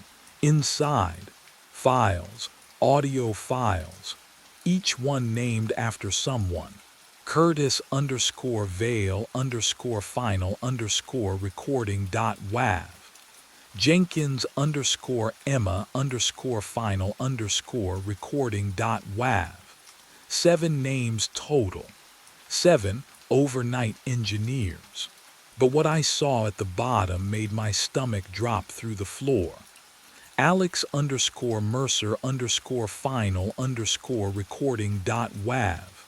The file was already created. Time stamp, tonight, size 0 kilobytes, and growing. I ran, out of booth C down the corridor. My sneakers slapped against linoleum that smelled faintly of mildew and copper. The exit sign glowed red at the end of the hall. But when I shoved through the door, fluorescent lights buzzed overhead and I was staring at booth C again. No, I turned, ran the opposite direction, past the mixing room, past Frank's office, through the loading bay door and into the corridor. Booth C waited ahead, door hanging open like a mouth. Can you imagine that? Every exit, every turn, leading back, I pulled out my phone. My hands shook so hard I nearly dropped it. No signal. I dialed 911 anyway. Static poured from the speaker, and beneath it, faint but growing, the whisper. My full name, over and over. I threw the phone. It clattered against the wall, but the whisper didn't stop, because it wasn't coming from the phone anymore. It was in my heartbeat, tha-thump, Alex, tha-thump, Mercer. Each pulse carried it through my veins, a rhythm I couldn't escape. I pressed my palms over my ears, but it only grew louder, syncing with my breath. In Alex, out Mercer. The booth walls glistened. Condensation beaded and dripped, slow and deliberate, like sweat on living skin. My watch read 3:32. Oh, no, the lights cut out, pure black, the kind that presses against your eyes. I froze, breath caught, something cold touched the back of my neck. Wet, solid, I screamed. And from the darkness, my scream played back, looped, layered, whispered in 7 different voices, all mine, all wrong. But what I heard beneath those voices made my blood stop cold. Warmth touched my face. Not cold, not wet, warmth. I opened my eyes to fluorescent lights buzzing overhead, and Frank Delaney's panicked face hovering above mine. His breath smelled like cheap coffee and cigarettes. The mixing desk pressed hard against my spine. Headphones tangled around my throat. The microphone was live, red LED glowing like a tiny wound. Jesus Christ, Alex, can you hear me? I blinked. My tongue tasted like copper. My neck throbbed where it had touched me. I tried to speak, but only a croak escaped. Frank pulled the headphones off. You've been out for hours. I found you at 6:15. It's almost noon. Noon, daylight. Real daylight filtering through the hallway from the front entrance. I could see dust motes floating in the golden beam. I wanted to cry. I'm leaving, I whispered. What? I'm leaving. Forever, I'm done. Frank stepped back, hands raised. Okay. Okay, you need a hospital. No. I shoved myself upright. The studio spun, but I forced my legs to work. One step, another. The floor felt solid. The walls stayed where they were. I stumbled past Frank, past the mixing room, past booth C. I didn't look inside. I couldn't. My car started on the first try. The steering wheel was sun-warmed under my palms, real and ordinary and perfect. I drove. I didn't stop until Portland was a smudge in my rear-view mirror, but what I didn't know then, what I couldn't have known, was that leaving wasn't the same as escaping. 3 months passed. I found work in Seattle. I slept with the lights on. I never mixed audio again. I convinced myself it was over. I was wrong. Because on a cold February night, a woman named Sarah Chen walked into Blackwood Audio Studios for her first overnight shift. Frank hired her without mentioning the history, without warning her. At 3:33 into her first mix, she stopped, cocked her head, listened. A whisper threaded through the track, faint, unmistakable. Sarah Marie Chen, her full name.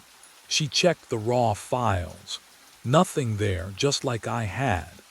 And in Booth C, when the day shift engineer opened it the next morning, they found something new on the floor. A sleeping bag. Fresh food wrappers. The laptop still recording, cursor blinking. The folder labeled collection had grown.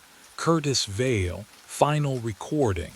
Hugo Brennan, archived. Michael Torres, archived. David Kim, archived. And there, second from the bottom, Alex_Mercer_final_recording.wav. The file was 4 hours and 37 minutes long. Sarah would discover it in 2 weeks. She would listen. She would hear my voice whispering her address, her birthday, her death date. And she would realize, just as I had, that some studios don't just record sound. They collect it. They collect us. And once you're in the collection, you never really leave. The phone rang at 2:38 a.m. I reached for the handset, the plastic cold against my palm, and the fluorescent lights above me hummed their usual lullaby. The dispatch office smelled like burnt coffee and 3 hours of silence. Ridgeline Towing, this is Trevor. Static crackled. Then, a voice I knew. Trevor, it's Boyd. My stomach dropped. Boyd Keller hadn't shown up for his shift tonight. Rita left me a voicemail about it 6 hours ago. Said he'd vanished somewhere on Route 44 during last night's run. Radio went dead, truck stopped moving. Search and rescue found nothing. Boyd, I sat up straighter, gripping the handset. Where the hell are you? Everyone's been looking. Need a tow, he said. His voice sounded wrong. Like someone had recorded him speaking and played it backward, then forward again. The cadence was off. Too slow, too smooth. What's your location? Route 44, mile marker 13. The same spot. The exact same spot where his GPS had blinked out last night. What would you do if your missing coworker called from the place he disappeared? I pulled up the GPS tracking system, fingers trembling as I typed in Boyd's truck number. The screen loaded. There it was, his last known position frozen at mile marker 13. Transmission stopped at 2:51 a.m. 24 hours ago. But I was hearing his voice right now. Boyd, listen to me. Are you hurt? How are you calling? Your phone should be. Just send someone, he said, and this time I heard it clearly. The words came out smooth, but underneath them, like an echo, they played backward. Syllables reversing, folding into themselves. My hands started shaking. Who is this? The line went silent except for static that sounded almost like breathing. And then I realized something that made my blood turn to ice. What I was hearing on that call would haunt me for the rest of the night. My hands shook as I dialed Rita's cell. 3 rings, 4. Then her voicemail, that bored bureaucratic drawl I'd heard 100 times. "You've reached Rita Malone. I'm unavailable. Leave a message after the tone." "Rita, it's Trevor. I need you to call me back. Now it's about Boyd. I got a call from him from Route 44. The same." The beep cut me off. I slammed the receiver down, and the sound echoed through the concrete room like a gunshot. The fluorescent lights hummed overhead, that relentless mosquito whine that burrowed into my skull. I tasted burnt coffee at the back of my throat. Bitter, metallic, wrong. I pulled up the staff schedule on the terminal, fingers sticky against the keys. The screen glowed sickly green in the dark office. I scrolled to this week's rotation, looking for Rita's emergency contact. For anyone, my name stared back at me. Trevor Hatch. Night dispatch. Status, deceased. Called in 3 days ago. I blinked, read it again. The letters didn't change. What the hell? A glitch, had to be, some database error. I'd been here every night this week. Hadn't I? The memory felt slippery, like trying to hold water in my fists. I switched to the Route 44 camera feeds. Maybe I could see Boyd's truck. Confirm he was really out there. Static. All 6 feeds showed nothing but churning gray snow, and through the dead pixels I swore I heard breathing. I grabbed my phone, texted Rita, then Jenna from day's shift, then dispatch in the next county. My thumbs flew across the screen, desperate pleading. The messages sat there, unread, unanswered. Nobody was listening, and the clock on the wall, it still read 2:38 a.m. But that was 10 minutes ago. I needed answers. The filing cabinet stood in the corner, gray metal coated with grime. I yanked the bottom drawer open. Cold metal bit my fingertips. Inside, folders slumped together like old bones, their edges yellowed and brittle. The smell hit me, dust and mildew and something else, something stale, like air that hadn't moved in years. I pulled the thickest folder, 2009. The year stamped across the tab in faded ink. My hands trembled as I flipped it open. Incident reports, service logs. A photo clipped to the first page showed a tow truck driver, mid-30s, standing beside his rig. The name beneath read Dale Grimshaw. I scanned the report. Dale Grimshaw, driver. Dispatched to Route 44, mile marker 13 at 2:38 a.m. Never returned. Truck found 3 days later, engine cold, driver's door open. No blood, no signs of struggle, just gone. The company shut down 2 months after. Ridgeline Towing, but that wasn't my company. We were North Star Dispatch, different name, different management. I flipped to the contact sheet at the back of the folder. My stomach dropped. The dispatch number listed was identical to the one printed on my console. The exact same 10 digits I answered calls on every night. What are the odds of that? Can you even imagine? I looked around the cramped concrete room, the fluorescent lights humming their endless monotone song above me. The single window overlooking the empty lot. The burnt coffee smell that never left. This wasn't a different building. This was the same office. I stood, walked to the door, turned the handle. It didn't move. I tried again, rattling it harder. The metal clicked uselessly, locked tight from the outside. My breath came faster. I crossed to the window, pressed my palms against the cold glass, but the latch wouldn't budge. Rusted shut or bolted, I couldn't tell which. The fluorescent hum shifted, lower now, almost like breathing. I was alone, completely alone, and I wouldn't be leaving until someone unlocked that door in the morning. But the real question I should have asked was this: would morning ever come? I checked my watch. 2:36. The air in the dispatch office had gone still, thick with the smell of old concrete and something else I couldn't name, something metallic. The fluorescent lights hummed their endless monotone hymn above me, and I pressed my back against the locked door, feeling the cold metal handle dig into my spine. 2:37. My phone showed no signal, just a blank screen where the bars should be. I tried Rita again. Nothing. The call wouldn't even attempt to connect, but the landline on the desk. That red light blinked steady and patient, like a heartbeat waiting for me to notice. What would you do?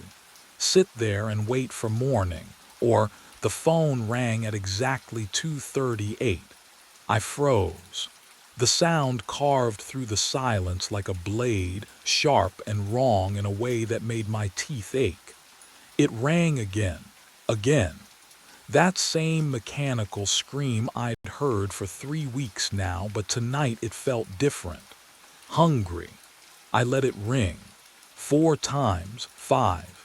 My hand hovered over the receiver, trembling like I was reaching toward an open flame. But what choice did I have? I answered. Static first. Then a voice. Slow, deliberate, stretched thin like old tape played at the wrong speed. I've been waiting. My breath caught. The voice wasn't Boyd's, it was older, tired beyond measure. You sent help, the voice continued, each word separated by too much silence. It never came, Dale Grimshaw. I didn't send anyone, I whispered. I wasn't even. You were always here, Trevor. The line went dead. I dropped the receiver, grabbed my keys, ran to the door and yanked the handle. Locked. I slammed my shoulder against it. Nothing. The window next. I picked up the desk chair and swung it hard against the glass. The chair bounced back like I'd hit solid concrete. The window didn't even vibrate. The landline rang again, and I realized morning shift wasn't going to save me. Because whatever was calling knew I had nowhere left to run. I backed away from the console, and my foot hit something. Glass. The bottle rolled across the concrete floor, the sound amplified in the cramped room. I looked down. 3 empty whiskey bottles lay beneath my desk, amber liquid pooled in the caps. The smell hit me then, sharp, familiar, burning my nostrils. I haven't touched alcohol in 2 years.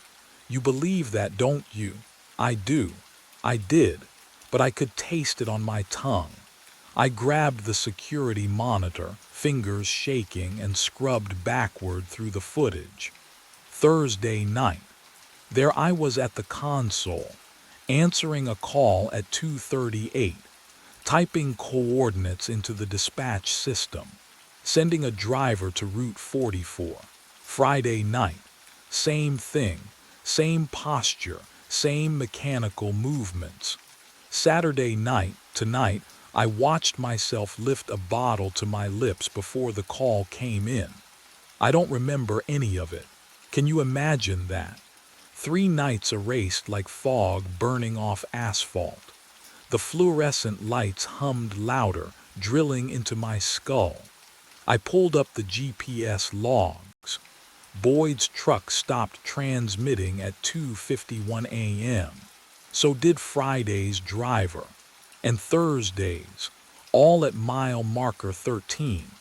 All at the exact same second, like their batteries died simultaneously. Or something else did. But what I found next made my blood freeze. My phone's GPS history showed I'd driven there too. Last night. My car sitting idle at mile marker 13 for 17 minutes before returning here. I stared at my hands.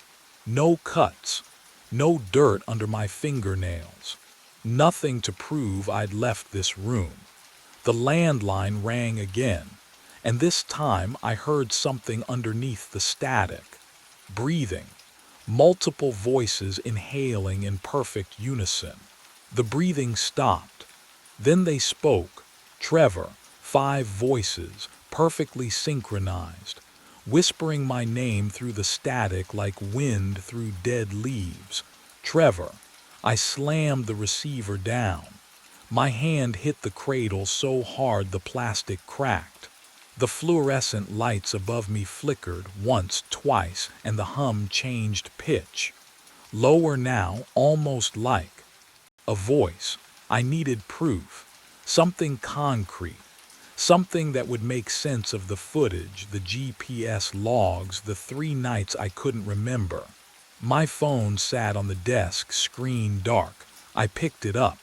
The glass felt cold. Too cold.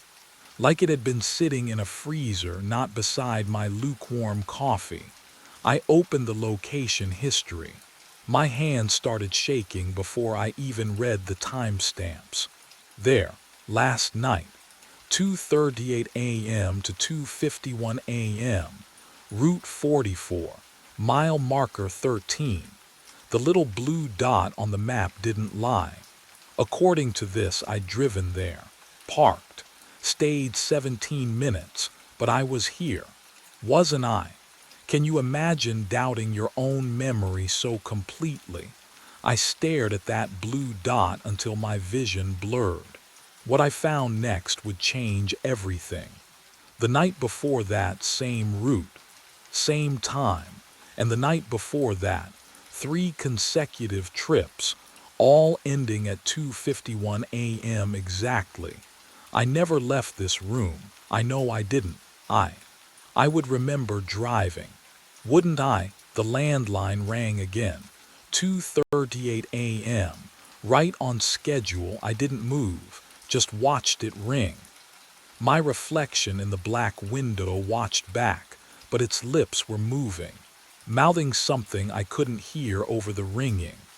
The static beneath the ring tone began to form a pattern, a rhythm, almost like breathing.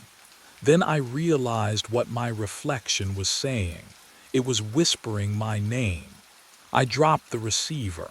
It clattered against the console, then swung, pendulum slow, hissing static into the dead air between us, me and the thing in the window that wore my face. My knees hit the floor. Cold concrete bit through my jeans. I needed something real, something solid. I pressed my palms flat against the ground, felt grit scratch my skin, and that's when my fingers brushed the edge of something taped beneath the desk. Peeling tape. The sound too loud in the fluorescent hum.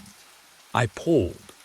A photograph slid free, corners yellowed, surface glossy under the buzzing lights. The image stopped my breath.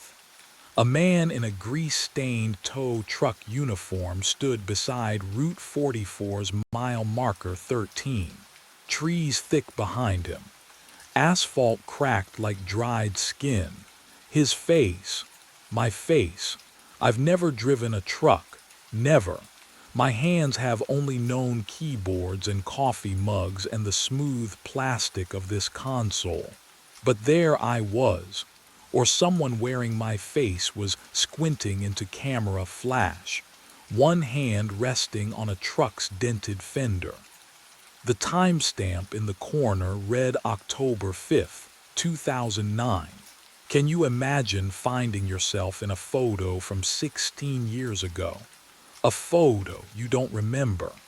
But that wasn't what made my stomach twist. Scrawled in blue ink across the bottom, in handwriting I didn't recognize. The date was 3 days ago. 3 days ago. The fluorescent lights flickered. Once. Twice. The window glass reflected them back at me, and in that strobing darkness I saw my reflection turn its head, independent of my body, and mouth two words I felt rather than heard. Help me. But what stared back from that photograph would reveal something far worse than a moving reflection. I stumbled back from the window. My reflection stayed where it was. The static from the console changed. The formless white noise began separating into layers, peeling apart like skin from muscle. Frequencies I'd heard for 3 weeks suddenly aligned into something coherent, numbers crackling through the hiss. 44.273, 73.189, coordinates. I grabbed my phone with shaking fingers, typed them into the map. The pin dropped exactly where I knew it would. Route 44, mile marker 13. The same stretch of cracked asphalt from the photo. The place where everyone vanished. The clock above the console ticked toward 2:37. I reached for my coffee, cold now, thick. I took a sip anyway, needing something to ground me, to prove I still had a body that could taste and swallow and feel. Gasoline flooded my mouth. I spat into the trash can, gagging, but the chemical burn coated my throat like I'd been drinking fuel for hours. How long had it tasted like this? How long had I not noticed? 2:38. Every phone in the dispatch office rang at once. Not just the landline, the cell phones confiscated from previous shifts, still locked in Rita's desk drawer. The fax machine, the ancient intercom system no one had used in years. All of them screaming in perfect synchronization, a chorus demanding to be answered. I grabbed the landline receiver. 5 voices spoke as one. "We're waiting for you. You promised help. Come finish your shift." The fluorescent lights above hummed louder. I looked down at my hands gripping the phone. Through them, I could see the desk beneath. Transparent. Fading. Dissolving under light that suddenly felt less like illumination and more like an X-ray burning through what little remained of me. But what happened when there was nothing left to dissolve?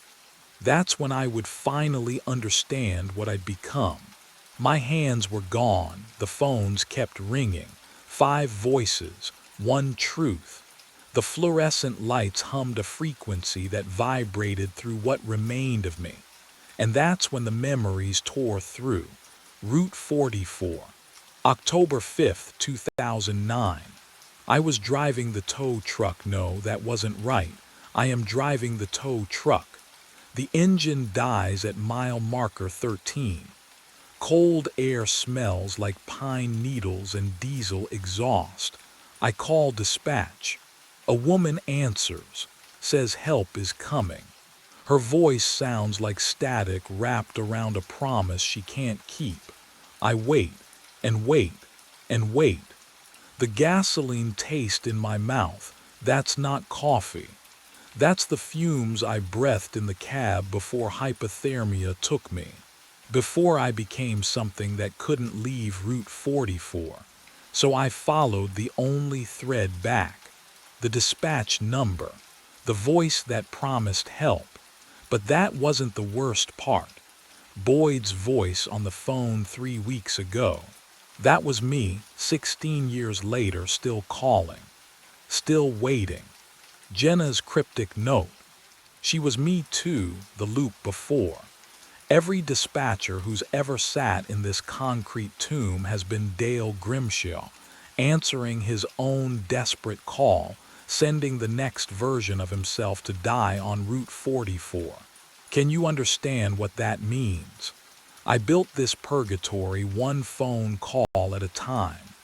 The clock above the console clicks to 2:38. The phones scream in unison. My own voice echoes from every receiver. Dispatch.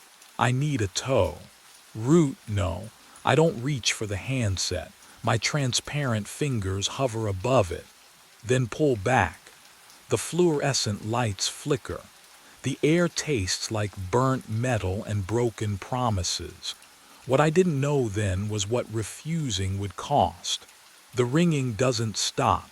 It splits into harmony, 2 rings, then 4, then 8, multiplying like a swarm of hornets trapped inside my skull. The office walls sweat condensation. The concrete floor vibrates. The phone rings, and rings, and rings. The ringing split into 12 phones, 20, 50. The sound carved into my skull like a drill bit. The fluorescent lights strobed. The concrete walls rippled. I pressed my transparent hands against my ears, but the ringing came from inside now. Inside my bones, my teeth, my memory. I couldn't break it. The loop didn't want to be broken. My hand reached for the phone. Not my choice anymore. The receiver was ice against my ear, or was it? Could I even feel cold if I'd been dead for 16 years? Silence. Static. Then, a voice, my voice.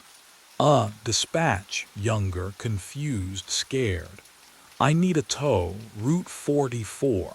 Mile marker 13. My truck it died. Everything died. I opened my mouth. Nothing came out. Hello, is anyone there, please? I've been waiting so long. What would you do? Lie to yourself. Promise help that never comes. Help is coming, I whispered. The words tasted like gasoline. The door unlocked behind me. Click, the sound of release, of surrender. I stood. The office dissolved into burnt coffee smell and static hum. The schedule on the wall updated itself. Someone new listed for tomorrow's night shift. A name I didn't recognize yet. My phone's GPS glowed. One route available, Route 44. I drove. The woods swallowed my headlights at mile marker 13. 2:51 a.m. on the dashboard. The engine coughed, sputtered, died. I sat in the silence. And then I understood. This wasn't punishment. This was duty. I picked up my phone, dialed the number I'd memorized across lifetimes. It rang. Someone young answered, eager, alive. Dispatch. I need a tow, I said. Route 44, please. Help is coming, right? Help is coming, they promised. I waited in the dark. The voice on the phone was mine. I pressed the cold plastic against my ear and heard myself speak. Not an echo, not a recording, my voice, my exact cadence, the way I swallow before bad news. Vincent, it said, platform 7, 6:23. The train derails. My hand trembled. The fluorescent lights above platform 7 buzzed, casting everything in sickly yellow. I could smell the bleach from my last cleaning round, still wet on the concrete, mixed with something else. Something metallic I couldn't place. Who is this? You know who this is. The line went dead. My radio crackled to life. Rachel's voice cut through the static, sharp and impatient. Carver, you copy. I need debris cleared from platform 7 before the morning train. You've got 4 minutes. 4 minutes until 6:23. I clipped the radio back to my belt. My breath came shallow. The station was empty at this hour, just me and the hum of distant ventilation. But I wasn't alone. I never was down here. What I didn't know then was that this call would be the first of many. I walked toward platform 7, my boots echoing in the maintenance tunnel. Each step felt heavier than the last. The emergency lighting cast long shadows that seemed to move wrong. Delayed, like they were following something else. That's when I saw it. A phone lying on the platform edge, screen glowing, ringing. I stepped closer. The sound pierced the silence, shrill and insistent. I bent down. Read the caller ID. It said me, and the timestamp showed 6:19 a.m. Exactly now. But the call had come in 4 minutes ago. My mind raced back to 5 nights earlier, when I first found it. 3 in the morning, platform 7. The fluorescent lights buzzed overhead like dying insects, casting everything in that sickly yellow glow that made even my own hands look corpse pale. Cold down there, always cold even though it was June. I dragged my mop across the concrete, the bleach smell sharp in my nostrils, burning the back of my throat. That's when I saw it. A phone, just lying there on the platform edge. I set the mop against the wall, picked it up. The screen was still bright, fully charged. My thumb hovered over the power button, but the display lit up on its own. One missed call. Caller ID, ME. I blinked, squinted at the timestamp. 9:14 a.m., 6 hours ahead. Some drunk passenger must have messed with the settings before dropping it. That's what I told myself.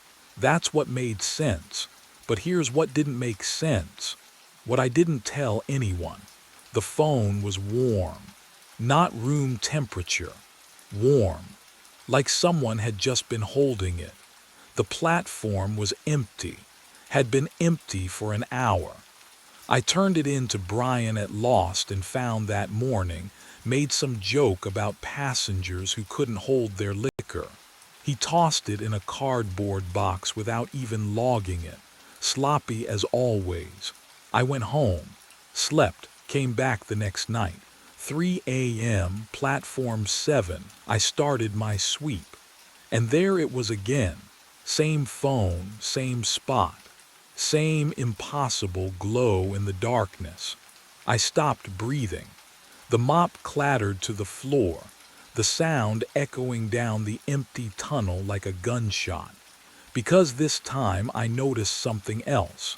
The missed call timestamp had changed, and what it showed made my blood run cold. I spent my lunch break in the archive room. The basement smelled like mildew and forgotten paperwork. Fluorescent lights hummed overhead, flickering every few seconds. I pulled the platform 7 incident reports going back 40 years. My hands shook as I turned pages. The paper felt brittle, cold. 3 derailments, all on platform 7. October 5th, 1984. 6:23 a.m. Track debris. June 12, 2002. 6:23 a.m. Track debris. March 9, 2015. 6:23 a.m. Track debris. The same time every single time. I wiped sweat from my forehead despite the chill. Can you imagine finding a pattern like that? Coincidence doesn't repeat with that kind of precision. I flipped through maintenance logs looking for what? I didn't know. Proof that I wasn't losing my mind, maybe. But what I found instead made everything worse. A log from 9 years ago. Routine cleaning schedule. Night shift assignments. I scanned the signatures at the bottom of each page. Different names, different handwriting. Then I stopped. My signature not similar, not close, exact. The way I looped the V in Vincent. The way I cross my T's too high. My employee number beneath it. I never worked here 9 years ago. I was still married then, still living upstate. I didn't even move to the city until 6 years ago. My finger traced the ink. It didn't smudge. Wasn't a photocopy. Original pen. Original pressure marks on the paper. I checked the date again, checked my own signature again. The archive room suddenly felt smaller. The lights buzzed louder. My breath came in short gasps. If I signed that log 9 years ago, then where was I? And what else had I forgotten? I called in sick for the first time in 3 years. Rachel's voice on the phone was sharp, skeptical. "You sound fine to me, Carver." "Stomach thing," I lied, staring at my reflection in the bathroom mirror. The fluorescent bulb overhead flickered once, twice. "I can't make it tonight," she sighed. "Fine, but I need documentation if this becomes a pattern." A pattern, if only she knew. I locked every door in my apartment, checked the windows, drew the blinds. At midnight, I sat on my couch with the lights on, watching infomercials with the volume turned up. The normalcy felt like a lifeline.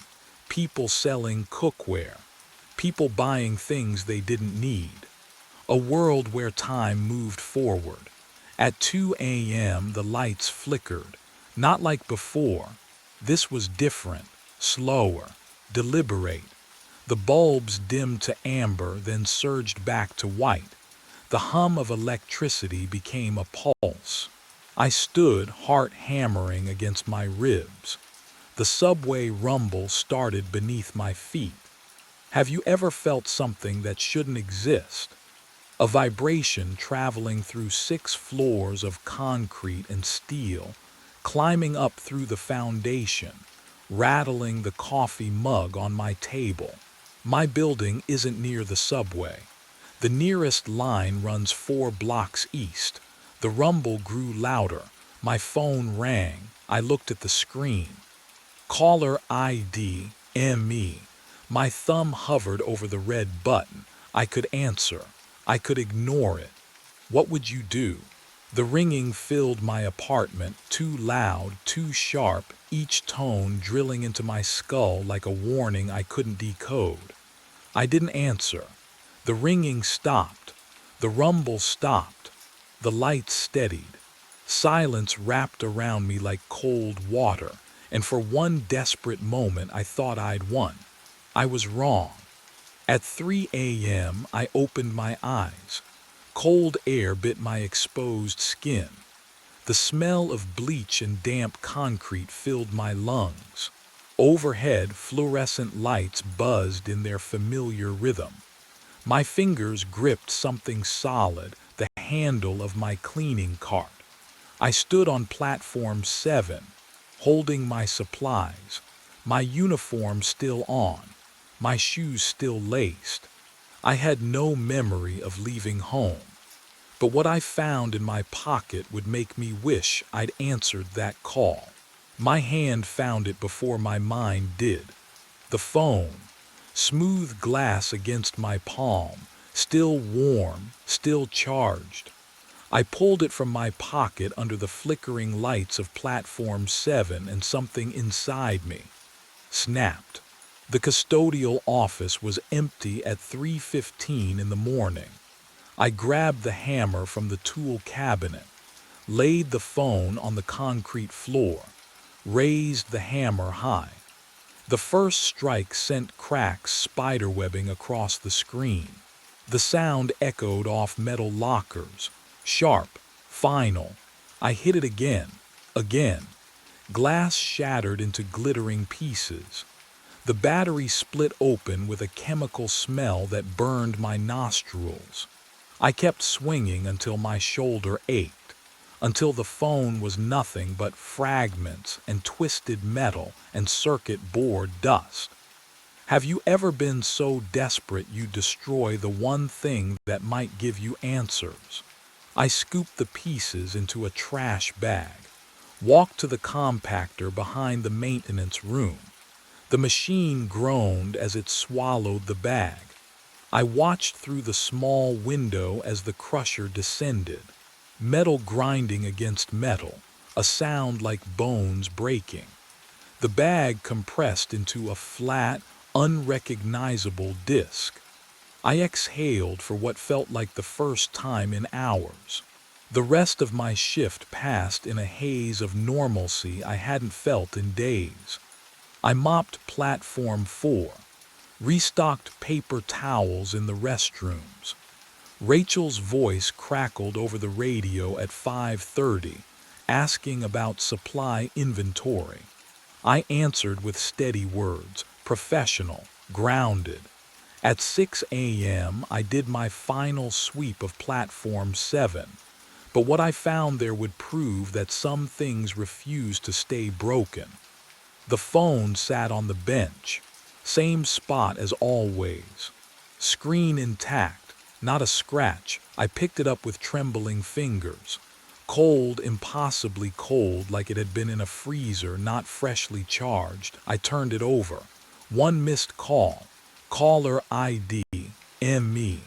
The timestamp had changed. It no longer read 6 hours ahead. It read 6:23 tomorrow.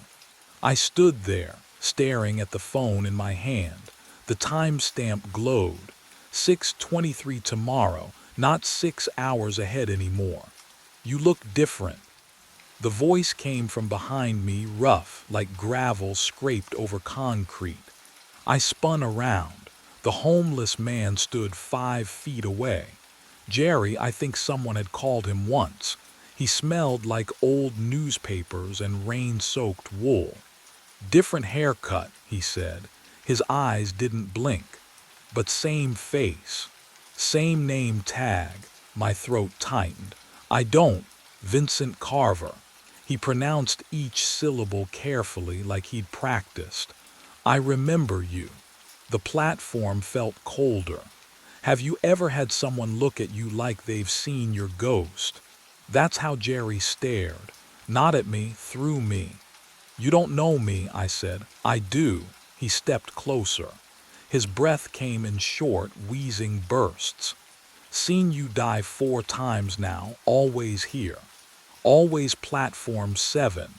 He pointed one yellowed fingernail at the ground beneath our feet. Always at 6:23. My pulse hammered in my ears. The phone grew heavy in my palm. You're confused, I said. I've never, you have. Jerry reached into his coat. The fabric rustled. He pulled out a notebook, small, spiral-bound, the cover warped from moisture. He opened it with trembling hands. The pages were filled with dates, hundreds of them, all handwritten in cramped, desperate letters, all circled in red ink. But what I saw next made my knees buckle. Every single date was the same month, the same day, the same year, today's date. And beside each one in Jerry's shaking scrawl were 2 words repeated over and over. He died. He died. He died. How many times? Jerry's voice cracked. How many times are you going to let it happen? I could change it. If I couldn't escape the loop, maybe I could break it from the inside. The maintenance tunnels smelled like rust and old grease as I descended the access ladder near Platform 7. My flashlight beam cut through the darkness, finding the track switch mechanism. A metal box bolted to the tunnel wall, wires snaking into the concrete like veins. I yanked the manual override lever. Hard. The metal groaned. Then clicked. The switch indicator light shifted from green to amber. Platform 7 was now disconnected from the 6:23 train route. Back in the custodial office, I filled out Form 412B with trembling hands. Track obstruction, structural concerns, recommend reroute until inspection complete. I checked every box that would force a delay. At 4:47 a.m., I radioed Rachel. Carver to supervisor. I need to file an emergency maintenance report. Her response came through laced with static. This better be legitimate, Vincent. Platform 7. Track switch shows signs of metal fatigue. Could be dangerous. Silence. Then, fine. I'll reschedule the 6:23 to 7 a.m. You're doing the inspection yourself tomorrow. I exhaled. For the first time in days, my chest didn't feel like it was being crushed. But the relief wouldn't last long. At 6:22 a.m., I stood on platform 4 watching the clock. 1 minute until the moment I always died. The station felt too quiet, too still. Then I heard it, a sharp metallic click echoing from the tunnels below. The same sound the track switch had made when I pulled it, only in reverse. My radio crackled to life. Rachel's voice, cold, mechanical, wrong somehow. Carver, I need you to clear debris from platform 7 before the 6:23 arrives. I looked at my watch. The schedule had changed back. And I realized something far worse than dying. I'd been trying to stop this before. The floor tilts beneath me. I blink, and I am standing on platform 4, mop in hand, squeezing dirty water into the bucket. The fluorescent lights hum their usual rhythm, but I am also still on platform 7, watching myself on platform 4, both places at once. My hands shake, both sets of them. The station stretches like taffy pulled too far. Platform 4 bleeds into platform 7. The walls curve wrong. The distance between them collapses and expands with each breath I take. Can you imagine feeling yourself exist in two places? Watching your own back while also being that person who doesn't know he's watched. I see myself walking toward the lost and found room. Yesterday, or last week, time has lost its edges. Brian takes the phone from my hand. I watch it happen. I am handing it to him. His bored expression. The way he tosses it into a cardboard box without looking. But what I witnessed next shattered everything I thought I understood about the loop. I am answering the phone now. On platform 7, my own voice crackling through the speaker, warning about the derailment. I watch my face go pale. I feel my face go pale, the same moment, different nights, all nights. The smell hits me, burning metal, acrid and sharp, coating my throat. The derailment, I hear it screeching. Twisting steel, screams that echo from nowhere and everywhere. The sound doesn't come from ahead of me. It comes from inside the walls, from beneath the tiles, from yesterday and tomorrow. It has already happened. It is always happening. The phone rings in my pocket. I never picked it up. It is there anyway. The station shudders. Every loop plays at once, stacked on top of each other like transparencies held to light. And then I see what Jerry meant when he said he watched me die. Reality snapped back. One point in time, one body, 6:22 a.m., platform 7. The fluorescent lights above me buzzed their usual sickly hum. Cold air pressed against my face, carrying the metallic taste of brake dust and old rust. My boots stood rooted to cracked tile. I was here, just here, not fragmented across platforms or looping through memories. Solid, present. The phone buzzed in my right pocket. I froze. My hand had been empty seconds ago, minutes ago. I couldn't remember picking it up. I never picked it up. The weight pressed against my thigh anyway, vibrating in steady pulses. Ring, ring, ring. Through the tunnel ahead, a distant rumble grew louder. The 6:23 Express. I felt it through the soles of my feet, that familiar tremor climbing up my legs, rattling my spine.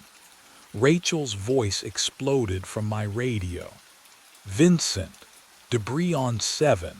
Clear it now or we delay the whole goddamn morning rush." Static crackled. Her words distorted, repeated. "Clear it now, clear it now." The debris sat 15 feet ahead. Metal brackets, coiled wire, the same pile I'd seen for. How many loops? How many times had I walked toward it, bent down, cleared it away? But I didn't know which choice would break the cycle. The train's headlight appeared in the tunnel mouth, a white eye growing brighter. The rails began to sing, that high-pitched metal whine building toward 623. 1 minute, 60 seconds. 3 paths stretched before me like branches splitting. I could board the train, throw myself into its path or through its doors, force something different. I could clear the debris, do my job, follow protocol, let the loop continue. Or I could run, leave the phone behind, abandon the platform, escape whatever held me here. What would you do, knowing every choice might seal you into this moment forever? The phone kept ringing. My own voice waited on the other end, warning me, or lying to me. I didn't know anymore which version of myself to trust. The train was 30 seconds away. The platform trembled. Rachel's static voice repeated clearance demands. My hand hovered near my pocket, near the debris, near the stairwell leading up and out. And that's when I realized the truth. Whatever choice I made at 6:23 had already been made, was always being made, would never stop being made. I reached forward. I pulled the phone from my pocket. The screen glowed against the darkness. The train's headlights swept around the curve, closer now. I could hear the wheels screaming against the rails. I dropped it. The phone clattered onto the tracks, lay there. Still ringing, I stepped back. 6:23. The train hit the phone dead center. A burst of white sparks exploded outward, so bright I had to shield my eyes. The smell of burning electronics filled the platform. Acrid, chemical, wrong. The train wheels shrieked. Metal grinding metal. My chest tightened. Waited for the derailment. Waited for the sound of cars folding like paper. But the train passed safely. The tail lights disappeared into the tunnel. Silence rushed back in. Cold air settled on my skin. I exhaled. Didn't even realize I'd been holding my breath. Rachel's voice crackled on the radio. "Carver, morning shift's here, you're clear." My shift ended. I went home, slept for the first time in days. Dreamless, heavy. When I woke, sunlight streamed through my apartment window. Real sunlight. I made coffee, watched the clock, felt normal, but what I didn't know then would change everything. The next night I returned to work, midnight shift. Same routine, same platforms. I told myself it was over, that dropping the phone had broken something, fixed something. At 3 a.m. I walked past platform 7 during my sweep. A phone sat on the bench. I stopped, stared at it. Fully charged, screen glowing in the dim fluorescent light. I picked it up with trembling fingers. One missed call. Caller ID, ME. The timestamp read 6:23 a.m. today, 6 hours from now. The cycle hadn't ended. It had never ended. What would you do, knowing every choice leads back here? Knowing you'll stand on this platform forever, holding this phone, watching that train approach. I pressed the phone to my ear.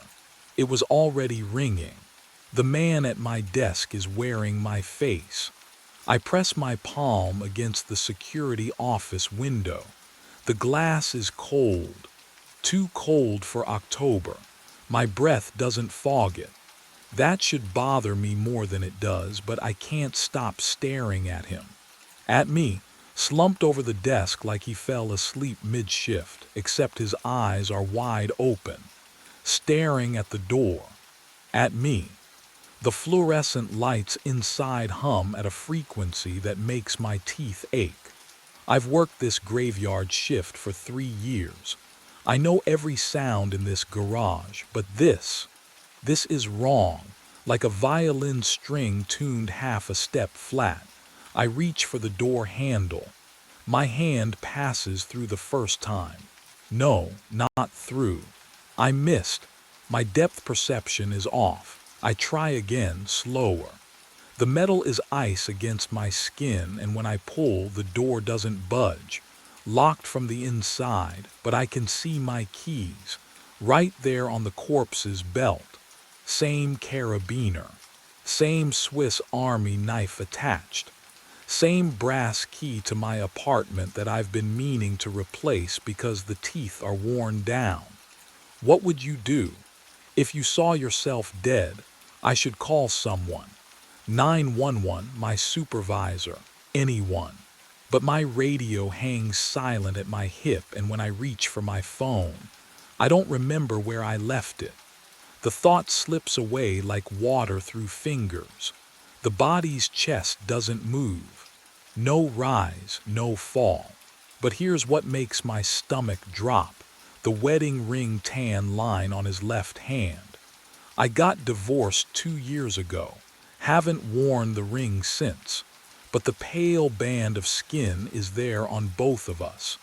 Identical. His eyes haven't blinked once. I tap the window once, twice. The sound echoes wrong in the concrete space, like it's traveling through water instead of air. The corpse doesn't react, but I swear his pupils shift, just a fraction, tracking toward the sound. The air smells like hospital disinfectant mixed with gasoline. And that's when I notice the time clock on the wall behind him. The red digital display blinks. 2:11 a.m., 2:11, 2:11, over and over. The same moment.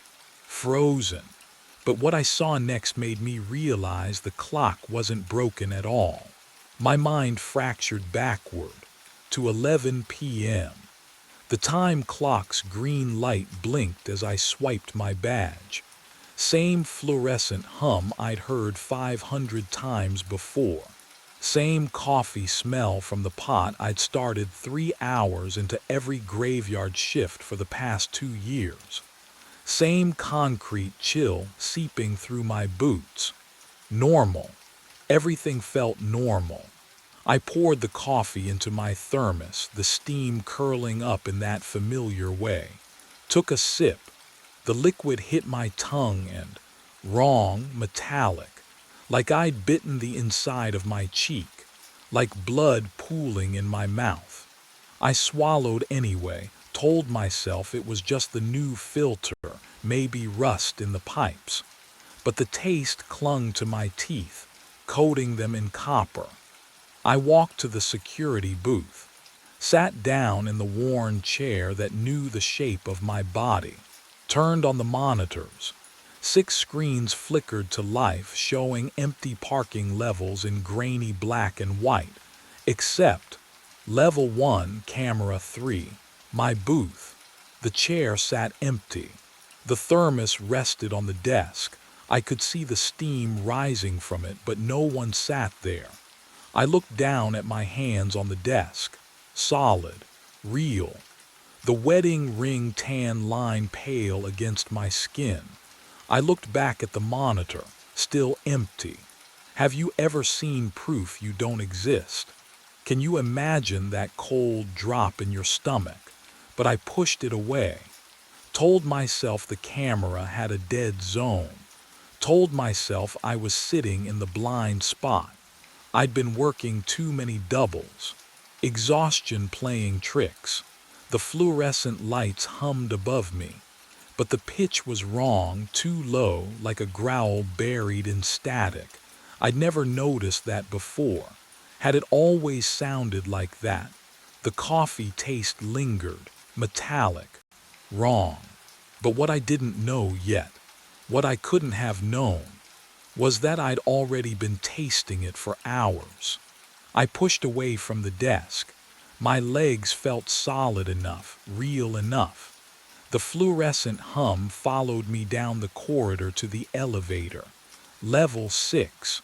The button glowed orange under my finger. The elevator cables groaned overhead, wrong frequency, like violin strings tuned too low. When the doors opened, the air smelled different, sharper. Hospital disinfectant mixed with gasoline. At 1:55 a.m. I heard it. An engine, smooth, expensive. The sound echoed through the concrete in a way that made my teeth ache. A black sedan glided into spot 34. No headlights, just there, the engine cut. Silence pressed against my eardrums. I approached. Slowly, each footstep seemed to arrive a second before my foot touched ground. The driver's window rolled down. Oh, the face staring back at me was mine. Same stubble pattern. Same scar through the left eyebrow from the bike accident when I was 12. Same jacket I'd worn to work tonight, still hanging in my locker. Can you imagine seeing yourself like that? From the outside? He didn't speak, just extended his hand through the window. Something white dangled from his fingers. A hospital bracelet, plastic. The edges worn, I took it. Cold against my palm. Status, critical. Patient name, Barnett Levi. The numbers blurred. Date. Time, admission. Check, the doppelganger said. His voice was mine but flatter, drained. Check what? He pointed at my wrist, at my throat. I pressed 2 fingers against my neck, shifted position, pressed harder, tried the other side, nothing. I moved my fingers to my wrist, searching for the familiar flutter beneath skin. Nothing. No pulse. No heartbeat. No rhythm at all. But what I didn't understand yet was that this moment right here had already happened before. I stumbled backward, hand pressed against silent ribs. The sedan driver watched me with dead eyes, my eyes. Then I heard the footsteps, echoing from stairwell B, slow, deliberate. The metal door shrieked open, and another me stepped onto level 6. Same uniform, same confused expression. He froze when he saw us. "No," he whispered. "No, I just clocked in at 11. You're not real." The fluorescent lights above flickered, casting our shadows in triplicate. Have you ever seen yourself from the outside? It's worse than any mirror. I could see the exhaustion carved into his face. Into my face. Before I could speak, the elevator chimed behind me. The doors slid open. 2 more. 2 more versions of me stumbled out, blinking against the sickly yellow light. The garage air shifted, suddenly thick with the sharp chemical bite of hospital disinfectant mixed with oil and concrete dust. It coated my throat, made me gag. "This is wrong," one of them said. His voice cracked. I collapsed at 8 p.m. In the office, I felt it. The rupture. "Shut up," the stairwell version snapped. I arrived at 11, your hallucinations, brain damage, oxygen deprivation. But what they said next made everything worse. The one from the sedan spoke, calm and cold. "We've had this conversation before, all of us. You'll remember soon." I pressed my palm against the concrete pillar. It felt wrong, too warm. Pulse-like vibrations throbbed beneath the surface, rhythmic and wet. The clocks on every level began ticking backward. 211 became 210, then 209. No, I breathed. No, that's not. All four of them turned to me in perfect unison. Their mouths moved together, words synchronized. "We're dying," they said as one voice, "and we can't stop it from happening again." That's when I heard more footsteps, descending from every stairwell, every shadow. I ran, away from the footsteps, away from myself. The security office door swung open under my weight, monitors glowing cold blue in the darkness. Static hissed from every speaker, a sound like breathing through water. I grabbed the desk chair, pulled myself close to the screens. 8 monitors, 8 angles of the garage, all showing me. The first screen flickered, and I saw it. 8 p.m. The office.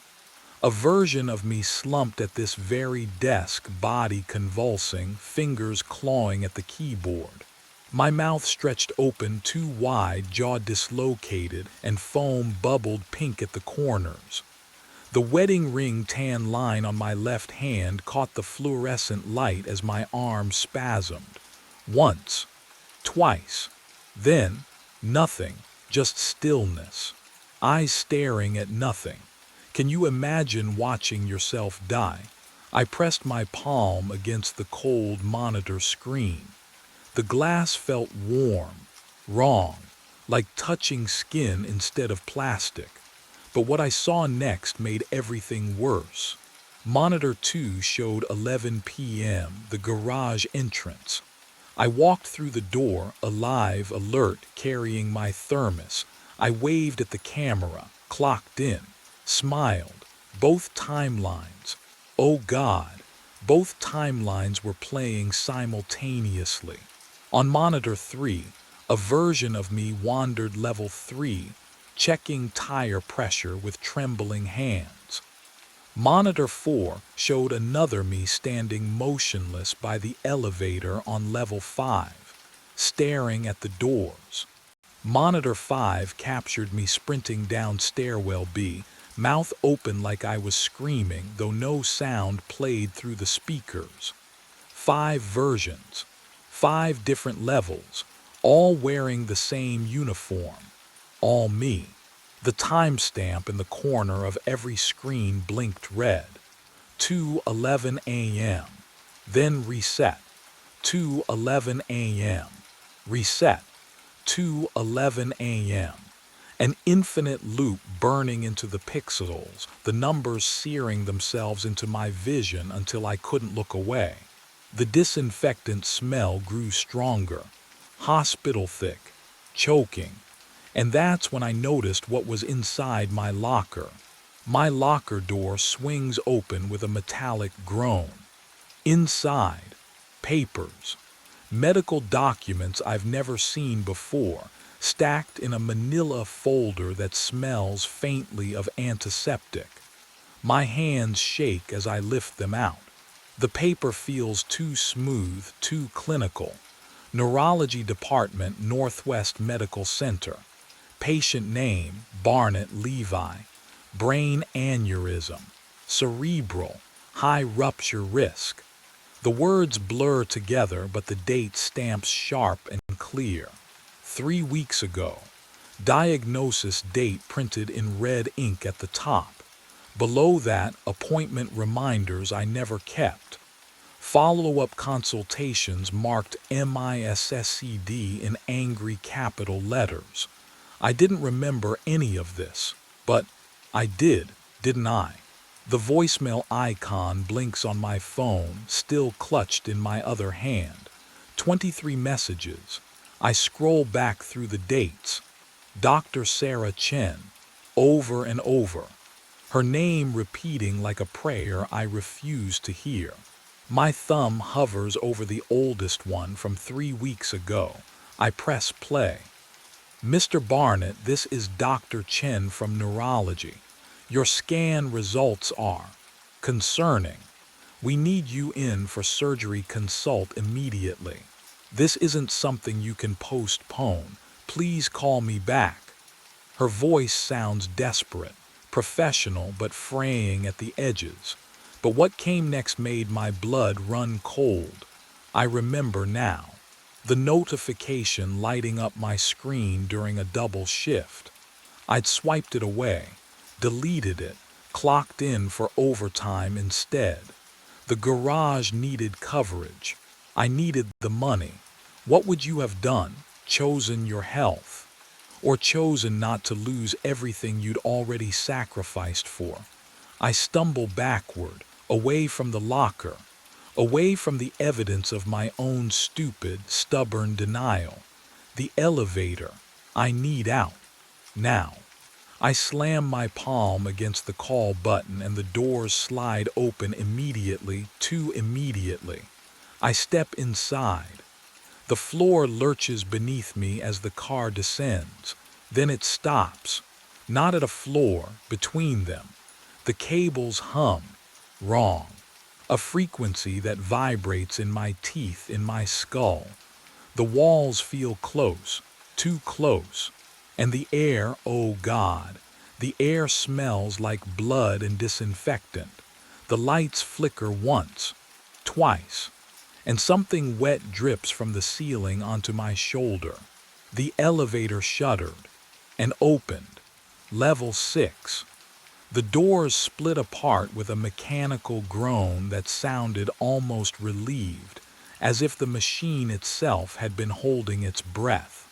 I stumbled forward onto the concrete, gasping, tasting copper and exhaust fumes mixing in the back of my throat.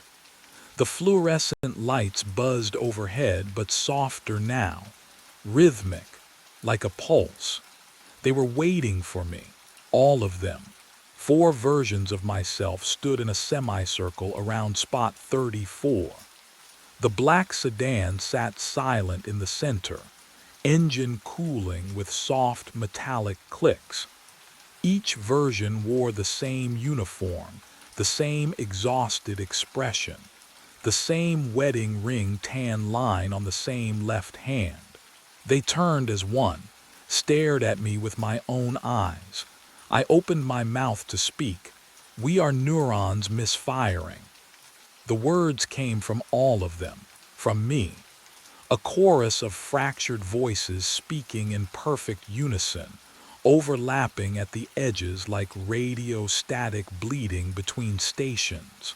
Can you imagine hearing your own voice split into harmony with itself? It's not an echo, it's recognition. The garage is the space between synapses. I stepped back. The concrete wall behind me felt wrong, warm. Not the cold cement it should be.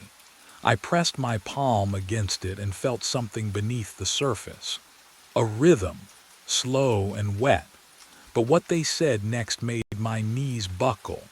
Spot 34 is the aneurysm rupture point. The black sedan is the ambulance we never reached. I looked down at the concrete. It wasn't gray anymore. It pulsed, contracted. The texture rippled like living tissue, veined and slick, the color of brain matter under surgical lights. The entire floor breathed beneath my feet. The walls exhaled moisture, wet, gray, alive, and I understood we were still inside my skull. The doppelganger from the sedan stepped closer, shoes silent on the wet concrete. His mouth moved. My mouth. Same lips, same scar on the lower one from biting during stress. "You have 2 options," he said. His voice was mine but emptied out. Hollow. I couldn't breathe, didn't need to, I realized. My chest hadn't moved in. "How long?" "Accept it," he continued. "Clock out. Let the darkness come." He gestured toward the elevator where the time clock glowed faint red. "Or refuse, loop forever, park at 1:55 a.m., drive in circles until synapses stop firing completely." That's That's not a choice, I whispered. It's the only one workaholics get. Headlights flared behind him. I flinched. More cars materialized across level 6, engines idling in unison, a low mechanical breathing that filled the space. Sedans, subs, a rusted pickup. Drivers sat motionless behind steering wheels, faces pale in the dashboard glow, watching, all of them watching me. The smell hit next. Gasoline mixed with that hospital disinfectant stench. Sterile. Wrong. Who are they? I asked, though part of me already knew. Attendants who couldn't leave, refused the clock, chose the loop. But the real horror hadn't fully surfaced yet. I stepped toward the black sedan. A piece of paper fluttered under the windshield wiper, trapped against cold glass. My fingers trembled as I pulled it free. The paper felt thin, fragile, like it might disintegrate. The handwriting was hurried, desperate. Don't stay. I did. I'm still here. Maya Tors. Still here, present tense. I scanned the cars again, searching faces in the dim light. Third row. A woman in a day shift uniform, hands frozen on the wheel, eyes open but unseeing. Her name tag caught the fluorescent glare. Maya. Can you imagine? Realizing your eternity is a parking spot, a timestamp, a loop you chose because letting go felt worse than staying. She's been here 8 months, the doppelganger said quietly. She thinks it's still her first night. My pulse should have spiked. Would have if I'd had one. The terror sat cold in my non-existent chest, spreading like frost. And that's when I understood what the choice really meant. I walked back to spot 34. The painted lines glowed under the fluorescent wash, brighter than they should have been. My boots scraped concrete that smelled wrong. Not just oil and exhaust, but something clinical. Antiseptic. Like they'd tried to scrub away something permanent. The doppelganger followed. Silent, I knelt, pressed my palm flat against the cold surface. The concrete was darker here, stained. Not just one shape, layered rings like tree growth, each a different timeline of something spilled. How many? My voice cracked. 12 attendants. He stood over me, hands in pockets. Heart attack, stroke, aneurysm. All died right here. All chose overtime over doctors. I stood. The idle engines behind me pulsed in rhythm. 1, 2, 3. Heartbeats I didn't have anymore. But what I found next made the air leave my lungs completely. I moved to the garage's edge, where the concrete barrier overlooked downtown. The city sprawled below, every window lit, every street visible. Traffic lights blinked yellow. A woman stood on the corner, arm raised to hail a cab. A cyclist leaned forward mid-pedal. None of them moved. Not a single person, not one car. How long? I whispered.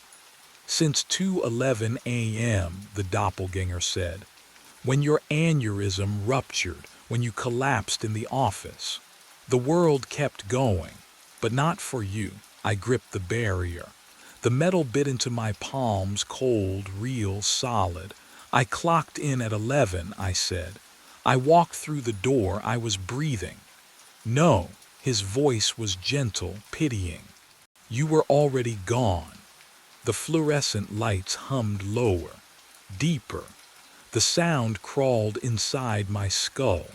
And that's when I understood what the time clock had really been counting down to all along. The time clock hums against the wall. 2:11 a.m. blinks red.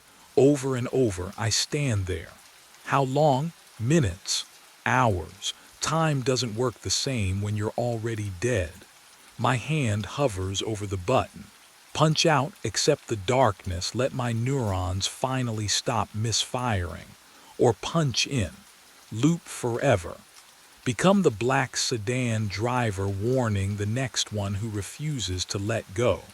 The metal feels cold under my fingertip. Real. More real than anything since I collapsed at this desk. Can you imagine choosing your own eternity? Knowing the choice is final. I think about Maya Tours, about the 12 others who stayed, about the version of me who tried to warn himself and failed. I press the button. The screen glitches, pixels scattering like dying synapses. The red numbers fracture into static. The hum stops. Everything stops for a moment. Nothing. Just the smell of concrete and gasoline. Just silence. But what happened next would change everything. The world blinks, and when it comes back, 1:55 a.m., I'm sitting behind the wheel of a black sedan. The leather smells like hospital disinfectant. My hands rest on the steering wheel, fingers I can't feel wrapped around something solid. The engine idles with a low purr that vibrates through the seat. Through the windshield, I see the security booth. Level 6, spot 34. The fluorescent lights flicker above. In the distance, footsteps echo.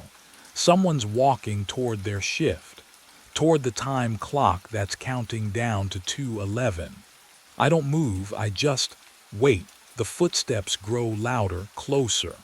A figure appears at the edge of the concrete pillar. Young, tired, wearing the same uniform I wore, the same badge. They glance at my car. Our eyes meet through the glass. I reach for the window button, and I wonder if they'll listen. The backseat was empty. I checked the rearview mirror again, blinked hard.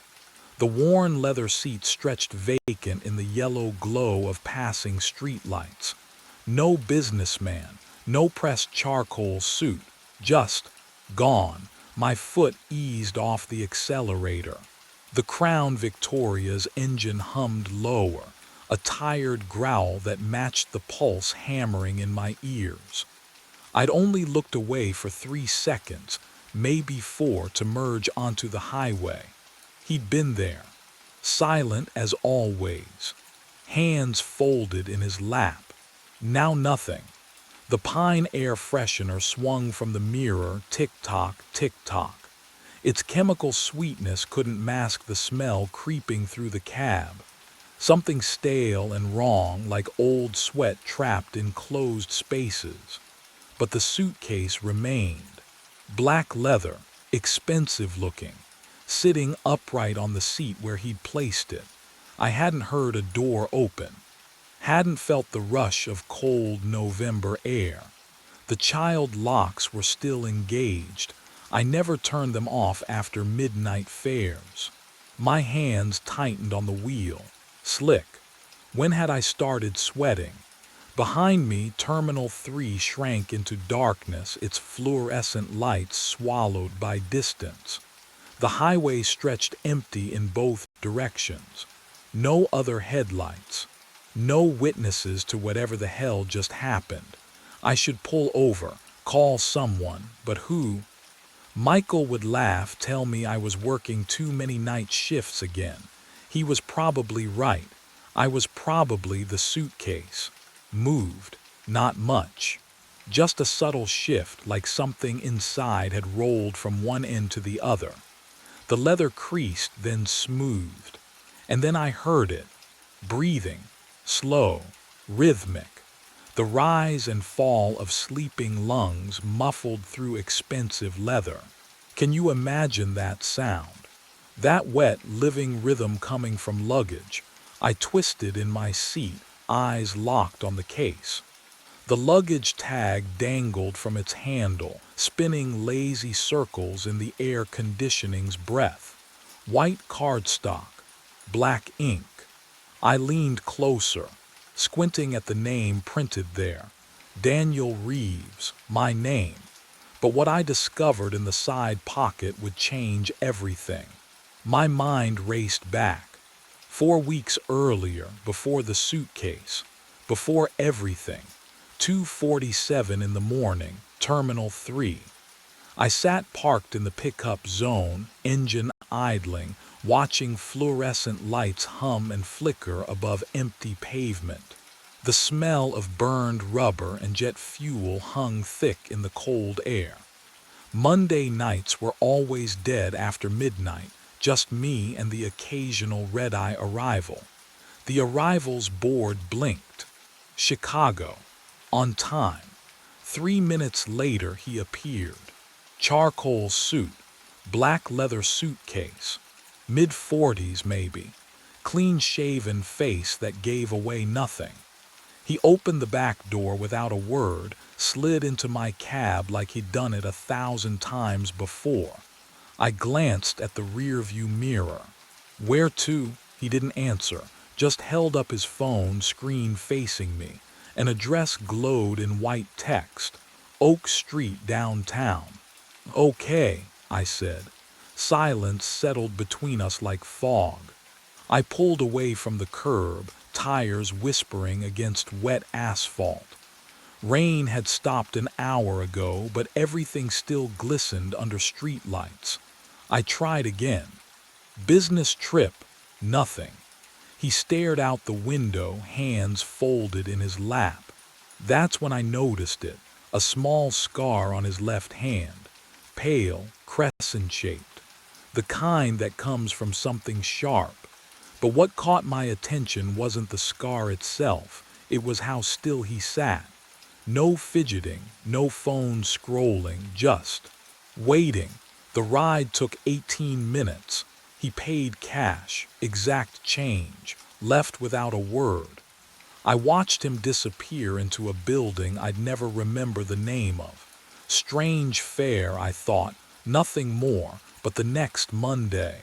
2:47 a.m. Terminal 3, Chicago flight. There he was again. Same suit, same suitcase, same silence. And the Monday after that. And the Monday after that, always the same, always silent. Always that scar catching the dashboard light. I should have felt relieved. A guaranteed fare every week. Easy money. Instead, something cold settled in my chest, because routines are supposed to feel normal. This one felt like being watched. I called Michael at 3 in the morning. Daniel, his voice crackled with sleep and irritation. What's wrong? The phone felt cold against my ear, slick with sweat from my palm. That passenger I told you about, the Monday guy. I saw something on his phone screen. Okay, a yawn stretched through the line. My texts, Michael, private messages I sent you last week, word for word on his screen. The silence lasted too long. Then came the laugh, soft at first, building into something that made my stomach clench. Danny, come on. You probably just, I don't know, saw something similar and your brain filled in the rest. How many night shifts you working this week? I know what I saw. You're exhausted. You've been driving how many hours straight? 12, 14. The concern in his voice felt rehearsed, distant. Like he was reading from a script titled How to Calm Your Paranoid Brother. This is different. Get some sleep. Seriously. When's the last time you took a day off? I opened my mouth, closed it. When was the last time? Yeah, Michael said, softer now. That's what I thought. Look, I've got an early meeting. We'll grab coffee this weekend, okay? The line went dead before I could answer. I sat in my taxi outside a darkened convenience store, engine ticking as it cooled. The streetlight above me buzzed, a steady, maddening hum that burrowed into my skull. My coffee had gone cold in the cup holder. a skin forming across the surface that caught the yellow light in oily swirls. Who else could I call? Who else was there? The truth settled like wet concrete in my chest. No one. There was no one else. I'd spent years perfecting the art of being alone, convincing myself it was safety, not isolation. Now I needed someone to believe me, and I'd built walls too high to climb. But what I'd seen on that screen would haunt me in ways I couldn't yet understand. I drove home as dawn bled gray across the skyline. My apartment building looked wrong in the early light, too sharp, too still, like a photograph of itself rather than the real thing. I parked in my usual spot and stared up at my fourth-floor window. The curtain hung exactly as I'd left it. Exactly. Inside my studio, everything smelled faintly of pine from the air freshener I kept by the door. I dropped my keys on the counter. They clattered too loud in the silence. The security camera. I'd installed it 6 months ago, one of those cheap models that sent alerts to my phone. Paranoia, Michael had called it. Waste of money. But now I pulled up the app and scrolled back through the footage, watching my empty door from the hallway perspective. Hours of nothing, just the occasional neighbor passing by. Linda Ochoa shuffling past with her grocery bags. The usual. I made fresh coffee and kept scrolling. Day after day of recorded stillness. My door remained closed, locked, untouched. So why did my apartment feel different every time I came home?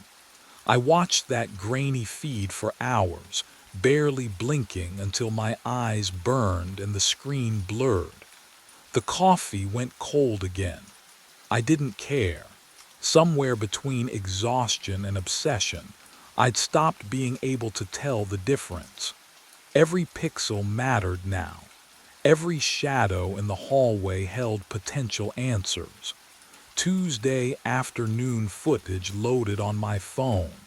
4:17 p.m. The hallway empty. Then a figure stepped into frame, wearing my jacket, using my walk, unlocking my door with a key. The figure paused before entering and for just a moment, less than a second, turned toward the camera. My face stared back at me through the screen. But the expression was all wrong, the smile too wide. The head tilted at an angle I'd never use, and he waved, directly at the camera, at me watching, as if he'd known all along I'd be here, in this exact moment, discovering him. The timestamp read 4 days ago. For days I'd been living in an apartment someone else had been inside. Someone wearing my face. Someone who wanted me to know. I drove home as dawn bled gray through the windshield, my hands still trembling from watching that footage. My own face. My own smile. Wrong. The key turned in the lock like always. The door opened onto silence. For a moment, just a breath. The familiar smell of stale coffee and old leather wrapped around me like safety. Then I stepped into the bathroom.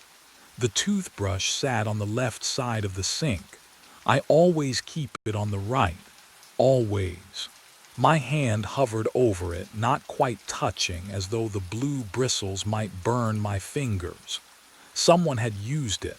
Someone had stood where I stood, looked into my mirror, brushed teeth that weren't theirs. Can you imagine that? The invasion of it. I backed into the kitchen. The fridge hummed its usual monotone, but when I opened it, oh God, organic milk, Greek yogurt, a carton of blueberries still dewy with condensation. I buy instant coffee and day-old sandwiches. Nothing fresh, nothing expensive, but what I found next made my skin go cold. My jacket, the brown leather one, draped over the chair like it belonged there. I lifted it to my face. The scent hit me like a fist. Sharp cologne, something woody and deliberate. I don't wear cologne, never have. The leather felt warm as though someone had just taken it off. I moved through the apartment room by room. Closet, bedroom, the narrow space behind the shower curtain. Nothing, no one. Just the wrongness settling into my bones like frost, the certainty that someone had been here, living my life with the volume turned just slightly off key. The coffee mug sat on the left side of the counter. I'm right-handed, and that's when I heard it, a key sliding into the lock behind me. I spun around. Empty hallway. Linda's door closing across the hall, the click of her deadbolt sliding home. Just the neighbor. My heart hammered against my ribs anyway. I locked myself inside and pulled up the security footage on my laptop. The screen's blue glow made my studio feel like a fishbowl. Cold coffee sat beside me, forgotten hours ago. I scrolled back through days of recordings, watching my own door from the camera's fixed angle. Monday, nothing. Tuesday. I worked the day shift that week, left at noon. The hallway stayed empty until 4 p.m. Someone walked up to my door, wearing my black jacket, my jeans, my face. The figure reached into a pocket, pulled out a key, and unlocked my door with their left hand. I'm right-handed, my throat closed. I watched me walk inside like he owned the place, because apparently he did. I fast-forwarded. 30 minutes later, the footage from my interior camera loaded. The doppelganger moved through my kitchen, opening cabinets with that same wrong hand. He poured a bowl of raisin bran. I hate raisin bran, always have. The smell makes me gag, but he ate it, slowly, methodically, like someone performing a role they'd studied. Then he settled on my couch and turned on the TV, Channel 47, home improvement shows. I never watched that garbage. He sat there for 2 hours, unblinking, while some host renovated a bathroom. Everything he did was me, but wrong. A reflection that moved backwards. What would you do if you watched yourself living a life you'd never lived? I clicked to Wednesday's footage. Thursdays, Fridays. He came back every afternoon. Always 4 p.m. Always using the left hand to turn doorknobs, lift mugs, tie shoes. Each visit he stayed longer. But what I saw on Saturday's recording made my blood turn to ice water. He wasn't alone anymore. I parked across the street from my own building at 3:30, watched the entrance through fogged windshield glass. My breath came out in short bursts, and the cold settled into my bones like it belonged there. 4 o'clock passed. No one entered. By 4:15, I couldn't wait anymore. I crossed the street, unlocked my door with shaking hands. The apartment smelled like fresh coffee, dark roast, the kind that burns your throat. I never drink dark roast. The mug sat on the counter, still warm when I pressed my palm against the ceramic, steam rising in lazy spirals. He'd been here minutes ago, maybe seconds. I checked every room. Closet, bathroom, under the bed, nothing, gone. I tried again Tuesday, arrived at 3:45 this time. But when I finally entered at 4:20, the coffee maker was still dripping, hot liquid pooling into the carafe. The sound filled the kitchen, drip, drip, drip. Each drop felt like a heartbeat I'd missed. Can you imagine?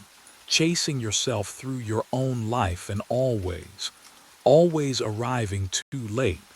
But what happened next made everything worse. My phone buzzed Wednesday afternoon. Michael's text glowed on the screen. "Why'd you call me yesterday asking about Mom's recipe? You hate her cooking." I stared at the words. Yesterday afternoon I drove a lawyer to O'Hare, then a college student to Navy Pier. Then I pulled up my phone records with trembling fingers. There it was. 2:17 p.m. Call to Michael. Duration 6 minutes. I scrolled further. Calls to my bank, my landlord, numbers I didn't recognize. All made while I was behind the wheel, hands on leather, eyes on road. All in my voice. My throat tightened. He wasn't just living in my apartment anymore. He was living my entire life. And whatever he was building toward, I was running out of time to stop it. My phone vibrated at 3:27 in the morning. Michael's name glowed on the screen. He never called during my shift. "Danny." His voice sounded hollow, stretched thin like old tape. "We need to talk." I pulled into a dark lot behind the Route 41 gas station. The fluorescent lights hummed their usual insect song through my windshield. "What's wrong?" "You came by yesterday afternoon." He paused. Static crackled between us. You sat on my couch, we talked for an hour." My hands went numb on the steering wheel. "Michael, I worked a double shift yesterday, 14 hours straight. You told me about that camping trip when Dad left us alone overnight, when I got scared of the raccoons." The pine air freshener swung from my mirror, releasing its chemical sweetness. "We never went camping," I said. My voice didn't sound like mine. "Dad took us fishing twice, that's it." "Danny, I remember, you were there, you laughed about it, said I cried for 3 hours. Can you imagine forgetting your own childhood? Watching someone else's memories replace yours? What are you on?" Michael's words cut sharp. "Pills, something else, because this isn't exhaustion anymore." But the real question was worse than that. "I'm not using anything," I whispered. The coffee stains on my dashboard looked wrong suddenly. Too many rings. Had there always been that many? "Then why don't you remember visiting me?" His breathing came faster now. "Why are you saying things that didn't happen?" "Happened." My throat closed. "Because what if I was wrong? What if the camping trip was real and my memory had holes I'd never noticed? What if I'd been losing pieces of myself for weeks and never knew?" "Michael," the line went dead. I sat in the dark trying to remember my father's face, trying to remember what was real. My own past felt like fog now, slipping through my fingers every time I reached for it. And that's when I realized the worst part. If my memories were lies, then who was I? I couldn't trust my memories anymore. So maybe I could trust the evidence. I pulled into the empty lot behind the Route 41 gas station, killed the engine. The suitcase sat in the back seat where the passenger had vanished, and yes, it was still moving, rising, falling, like lungs. My hand went to my jacket pocket for my keys. They were there, right where they should be. But my fingers trembled as I reached for the suitcase anyway, dragging it into the front seat. The leather was warm, body temperature warm. The smell hit me then, that familiar cologne I'd noticed in my apartment, the one I didn't own, sharp and citrusy and wrong. The clasps clicked open too easily. Inside, oh God, my wallet. The brown leather one with the coffee stain on the corner. My keys. The rabbit's foot keychain Michael gave me 10 years ago. My phone. The cracked screen protector I'd been meaning to replace for months. I patted my pockets again. Frantic. Felt the weight of my wallet, my keys, my phone, all still there. All exactly where they belonged. Can you imagine holding your own possessions and finding them in two places at once? But that wasn't the worst part. White squares scattered across the passenger seat as I lifted the wallet out. Polaroids. Maybe 20 of them. They fell like snow face up, and every single one showed the same thing. Me, asleep, behind the wheel of my taxi. What I saw in those photos would make me question every moment I thought I'd been alone. The first photo showed me slumped at a red light, head tilted back against the headrest, streetlight glare on the windshield. The angle was from outside, passenger side window.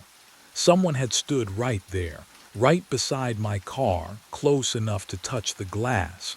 I shuffled through them. My hands wouldn't stop shaking, me at another red light, eyes closed, mouth slightly open. Me parked at Terminal 3, head against the window. The timestamp on the dashboard clock read 3:14 a.m. Me at the gas station. This one was different. The camera angle was from inside the car. The back seat. They'd been inside. I flipped through faster. Photo after photo. Different nights. Different locations. Always the same, me unconscious, vulnerable, unaware. The photos had a quality to them, a clarity that said they weren't taken hastily. Someone had framed each shot, waited for the right moment, the right light. How many times had I fallen asleep at red lights thinking I was alone? How many nights had I nodded off during long airport waits? How long had they been watching? The last photo made my stomach drop. It was taken from outside my apartment door, through the peephole, reversed. The angle showed my security camera and me, asleep on my couch, pizza box on my chest. But here's what made my skin crawl. I was holding my phone up, screen glowing, taking a selfie in my sleep. My thumb was on the button, but I don't take selfies. I never take selfies. Something crinkled at the bottom of the suitcase. Paper. I pulled it out, unfolded it with numb fingers. Handwritten. My handwriting, it was a schedule, my schedule, every fare, every stop, every bathroom break. 4 weeks of my life documented in my own handwriting in pen I didn't remember holding. At the bottom, one line, phase 2 complete. Monday reset. Monday. Tomorrow was Monday. 2:47 a.m. pickup at Terminal 3. And that's when I noticed what was tucked beneath the paper, something that would prove I wasn't the one being replaced. I drove straight to my apartment. No thinking, just moving.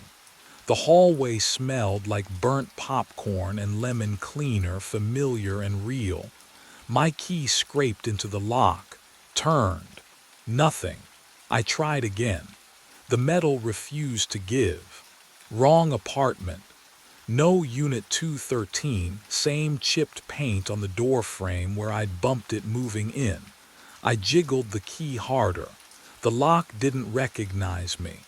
"Can I help you?" Mr. Patterson stood at the end of the hall, arms crossed. My landlord, gray cardigan, coffee mug in hand. "My key, it's not working. I need to get into my apartment." He squinted at me. "Your apartment?"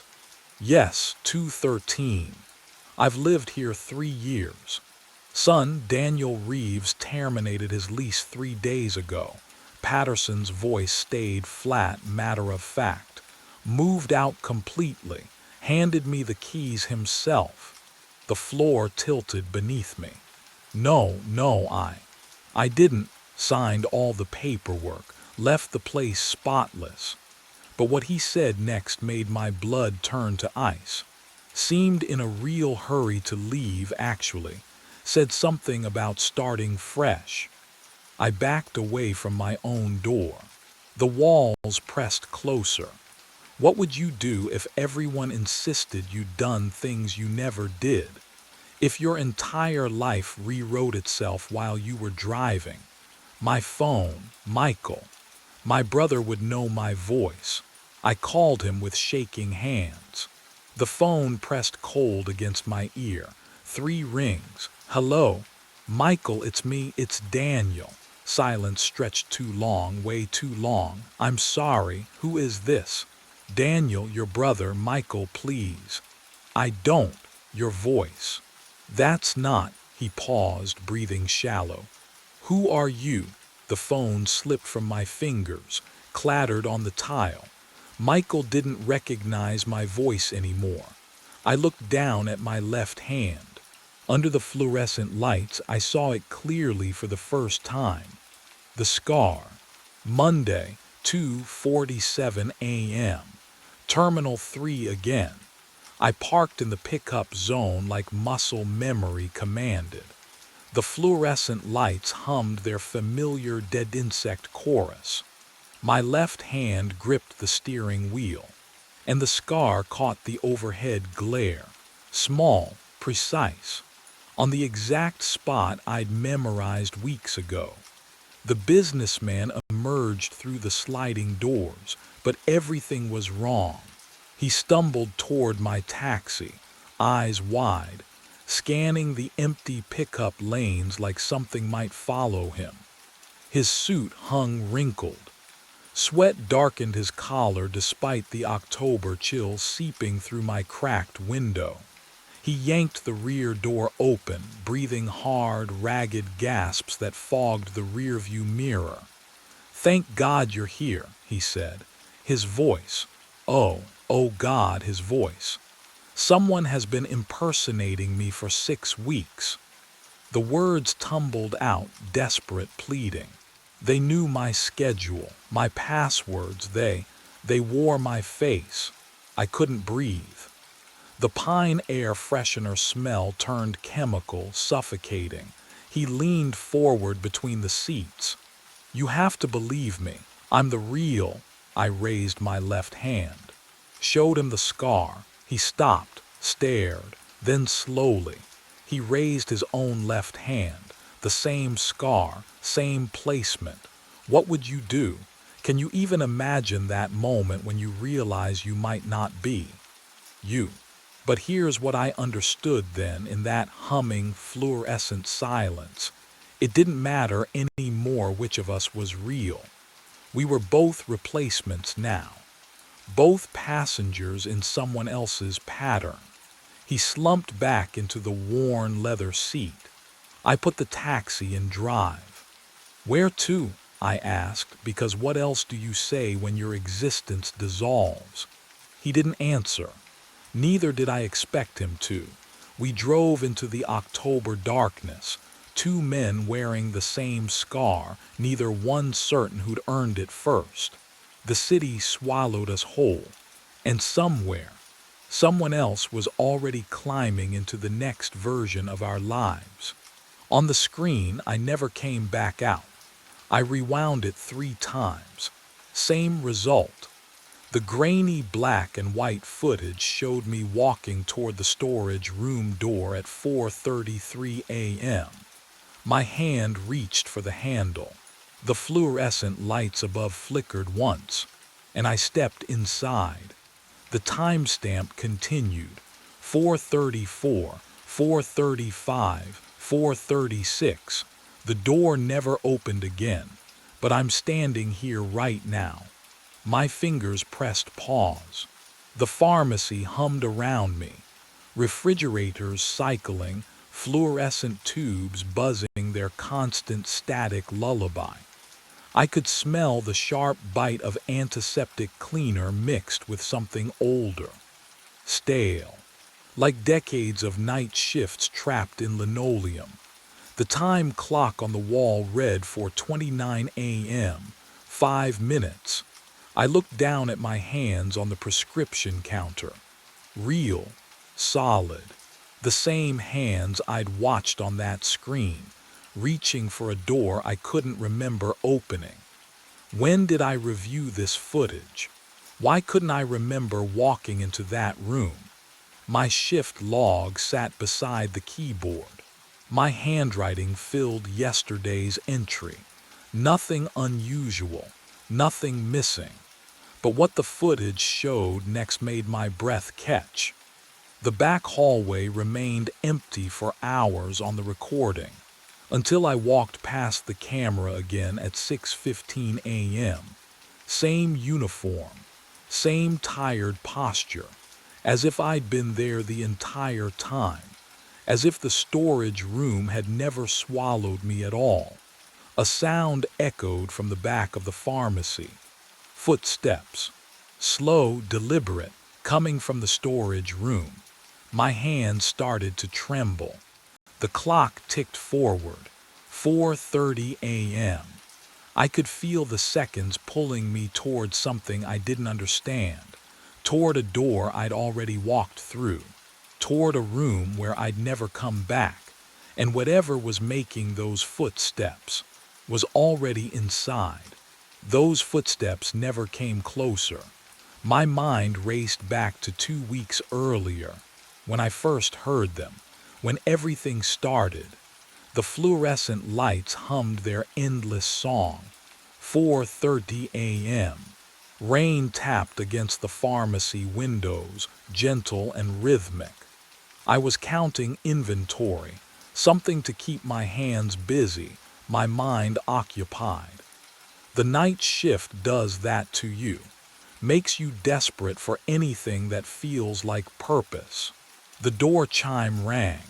He shuffled in from the storm, water dripping from a gray raincoat that looked decades old. 60s maybe. Hollow eyes sunk deep into his skull. The way he moved. Slow, deliberate, like every step required negotiation with his bones. Sleeping pills. His voice scraped out like sandpaper on wood. Please. I turned to the prescription counter. Do you have a script, or over the counter is fine? He leaned against the register and I caught the smell.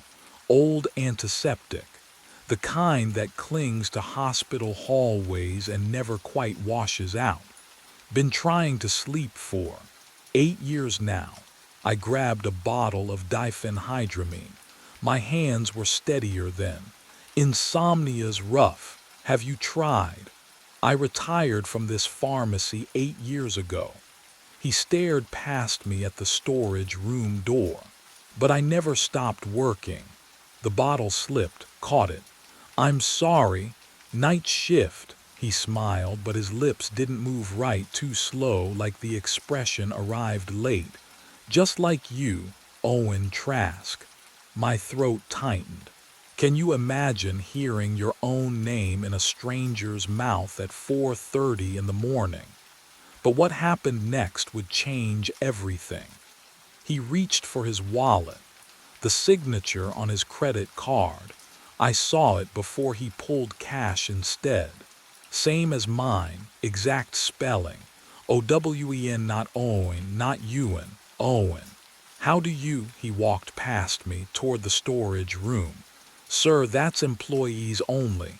He didn't stop, didn't turn. The door opened. He stepped inside. The fluorescent light inside flickered once, twice, then went dark. I counted to 10, waited for him to realize his mistake and come back out. Silence. I walked to the storage room, pushed the door open. Empty. Shelves of medication. Boxes stacked to the ceiling. No gray raincoat. No man. No back exit. The air inside was cold enough to see my breath. I checked the time clock on my way back to the counter. My fingers traced the fresh punch card. The name printed at the top made my stomach drop.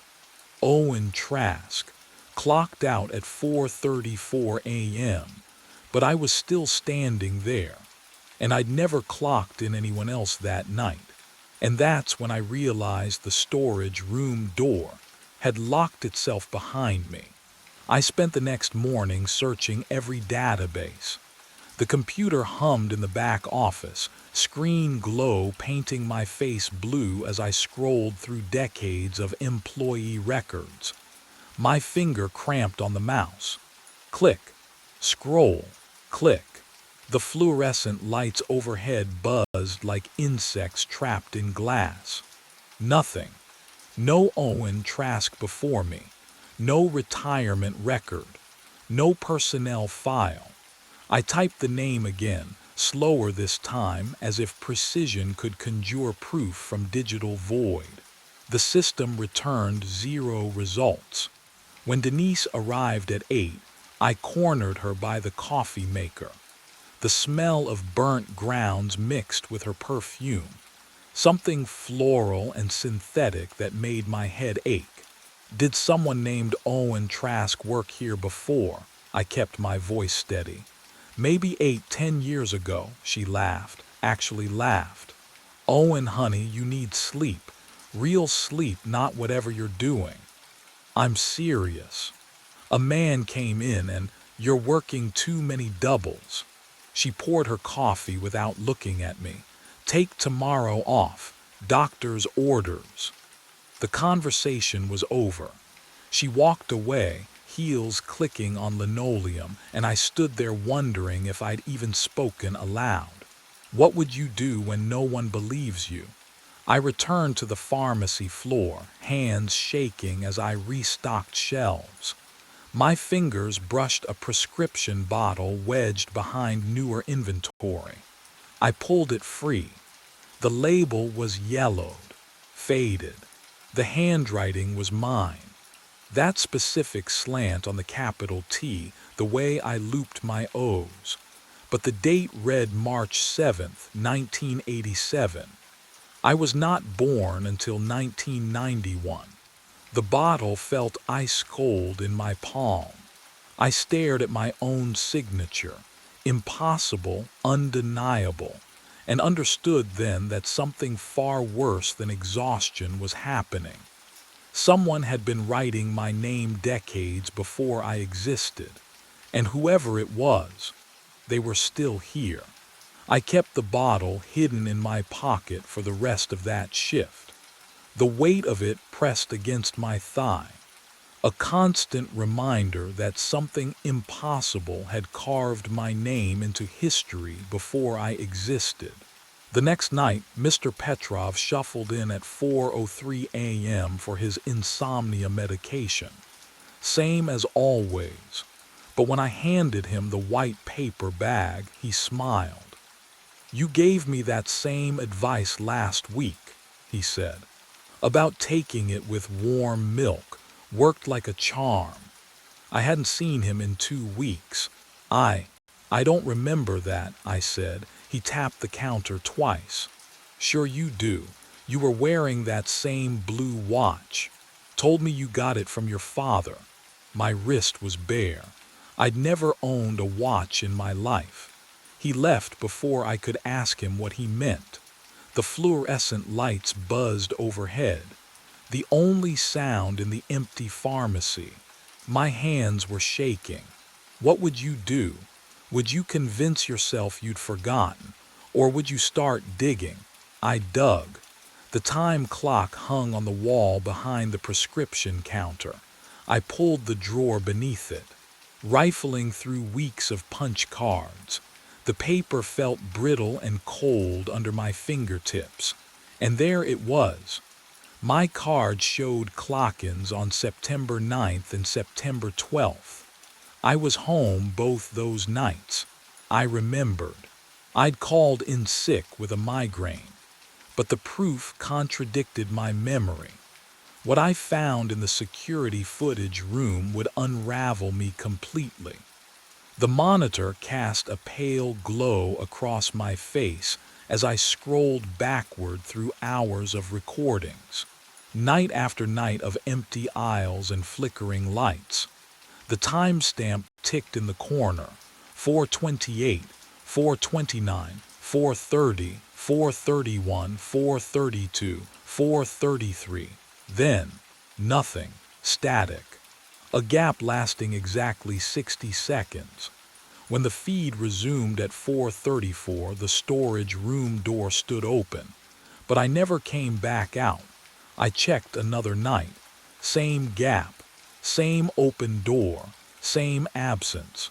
5 nights, 7 nights, 11 nights. Every single time. I walked into that storage room at 4:33 a.m. and vanished from existence. The question wasn't who had been impersonating me anymore. The question was, where had I been going? I needed answers the storage room might provide. The door swung open with a groan that echoed too long in the narrow space. Cold air hit my face, not the manufactured chill of the pharmacy's air conditioning, but something deeper, older. The kind of cold that settles in abandoned places. My breath misted in front of me as I stepped inside. The smell struck me next. Antiseptic, but not the sharp chemical tang we used now. This was sweeter, heavier, like hospitals from decades ago.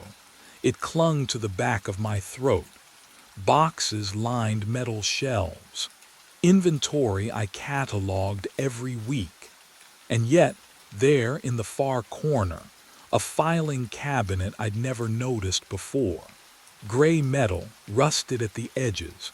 A lock hung from the top drawer, tarnished brass. My hands trembled as I searched the key ring Denise kept in the office. Most were labeled.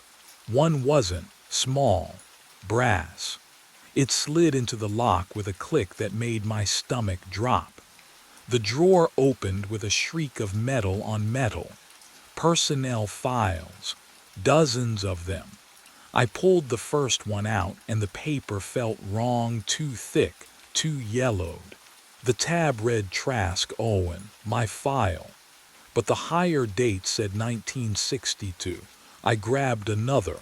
Trask Owen, hired 1971. Another, 1983, 1992, 2001, 2009, 2015. 7 files, 7 Owen Trasks, all assigned to night shifts. My pulse hammered in my ears as I opened each one. The handwriting on every application was identical.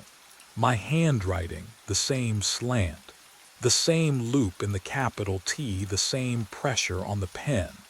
But what I found at the bottom of each file made my vision blur. No termination date, not one.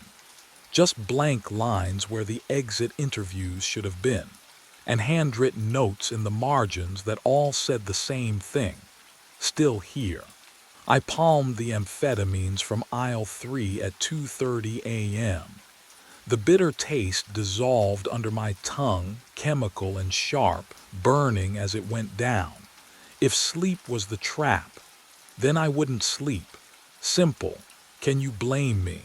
The fluorescent lights began to hum differently around 3:15. Higher pitched. Wrong. I blinked and Mr. Petrov stood at the counter, except I hadn't heard the door chime. His lips moved, but the words arrived 2 seconds delayed, like a badly dubbed film. "My prescription," he said. I handed it to him. My fingers trembled. He flickered. There one moment, gone the next. The bottle sat on the counter where his hand should have been. The amphetamines sharpened everything into crystal edges. Every sound scraped against my eardrums. The refrigerator hum. My own breathing. Footsteps I couldn't locate. I pressed my palms against the cool laminate counter to anchor myself to something solid, something real. At 3:45, movement caught my eye outside the front window. Him, the older version of me, stood in the parking lot beneath the single street light. His mouth moved in desperate shapes, warnings I couldn't hear through the glass. His hollow eyes locked onto mine, and I saw decades of exhaustion carved into his face. He pointed toward the clock, then at me, then at the storage room. I looked away. When I looked back, he was gone. What I saw at 4:15 broke something fundamental inside me. Behind the prescription counter where I stood, another version of me sorted pills into orange bottles. Same white coat, same tired posture, same everything. He worked as though I didn't exist, counting tablets with methodical precision. I couldn't move, couldn't breathe. He looked up and met my eyes. Neither of us spoke. But the real horror was this: I couldn't remember which one I was. At 4:27 a.m., I made my choice.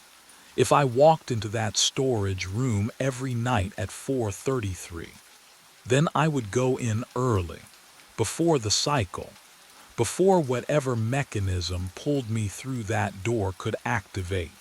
The amphetamine still buzzed in my blood as I pushed through the storage room entrance. The air inside hit me like stepping into a freezer, not the normal chill, but something deeper, bone cold. The door clicked shut behind me. I reached for the handle. My fingers closed around smooth wall. No, I spun around. The door was gone. Just cinderblock painted institutional beige, unbroken from floor to ceiling. I pressed my palms against it, searching for a seam, a crack, anything. But the wall was solid, real. My breath came faster, fogging in the frigid air. The clock on the opposite wall read 4:34 a.m. Impossible. I'd entered at 4:27. I watched the second hand. It didn't move. Frozen. But I could hear my watch ticking on my wrist, could feel time passing in the drum of my pulse. And then, sounds from beyond the wall. The pharmacy was still operating. I heard the register drawer slide open, the soft beep of the scanner, footsteps on linoleum, my footsteps, that familiar rhythm of pacing behind the counter. Someone was working my shift. Would you believe me if I told you I started laughing? The sound came out cracked, desperate. I tried to break the cycle by hiding inside it, and instead I'd locked myself in the very heart of the anomaly. The storage room wasn't where I disappeared to, it was where I'd always been. What I'd realized as the temperature dropped another impossible degree chilled me worse than the air. If the pharmacy was still running outside these walls, then what version of me was working the counter? And how many of us were trapped in here with me? I heard the breath first, not my own, someone else's. Slow and ragged, like air pulled through damaged lungs. The temperature dropped another 10 degrees. I felt it bite through my shirt, sink into my chest. He stood in the corner where no corner should exist. The older man, the one who'd asked for sleeping pills 2 weeks ago, hollow-eyed, exhausted, wearing the same Medi-Quick vest I had on, but decades more faded. "You're starting to remember now," he said, his voice scraped like rust. "Aren't you?" "Remember what?" My own voice sounded thin, desperate. "The shift." He stepped closer. The smell of old antiseptic rolled off him, that same wrong smell that had lived in this room for weeks. "It never ends, Owen. We clock in, but we never clock out." My pulse hammered in my throat. "We" echoes. He pressed his palm against the cinder block where the door used to be. His hand left no warmth. All of us, the same person, trapped in the same infinite shift. I wanted to laugh, to scream. Can you imagine hearing that? That you're not even real anymore. That's insane. You died 8 years ago. His eyes locked onto mine, dead calm. Robbery, 4:34 a.m. Right out there at the counter. The floor seemed to tilt beneath me. But what he said next made everything worse. The pharmacy absorbed you, he continued, pulled you in. You've been working ever since, forgetting every time the loop resets, forgetting you're already gone. He smiled, but there was no comfort in it, only resignation. Retirement doesn't exist for us. My knees buckled. I braced against the shelf, metal bit into my palm, cold and real. No, I'm alive. I drove here tonight. I did you. He tilted his head. Or do you just remember driving here? The question hung in the frozen air, and I realized I couldn't answer it. I clawed at the storage room walls until my fingernails split. The concrete was ice cold, slick with something that smelled like formaldehyde and rust. My breath came in ragged gasps. The wall gave way to a door I hadn't seen before. The pharmacy counter stretched before me. Fluorescent lights hummed overhead. The time clock read 4:29. I spun around, ran back through the door.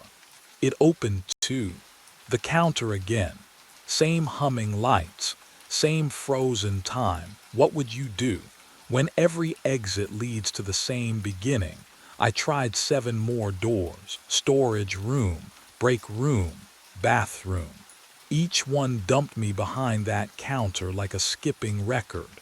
My legs buckled. I crawled to the security monitor, hands shaking so badly I could barely press the rewind button. The screen flickered. Multiple feeds displayed simultaneously, different dates, different angles. And there I was, 12 versions of me, some younger, some grayer, all wearing the same vest, all stocking the same shelves at 4:32 a.m. across nights that spanned decades. But what I saw next would shatter everything I thought I understood about the loop. I scrolled back, further, 8 years to the night I supposedly died. The timestamp read 4:33 a.m. A figure in a black hoodie entered frame, moving toward the register. I watched myself, the me from 8 years ago, look up from the pill bottles. The robber raised a gun. My younger self lifted his hands, said something. The robber stepped closer into the light of the fluorescent fixture overhead. I pressed my face to the monitor. The hoodie fell back. No.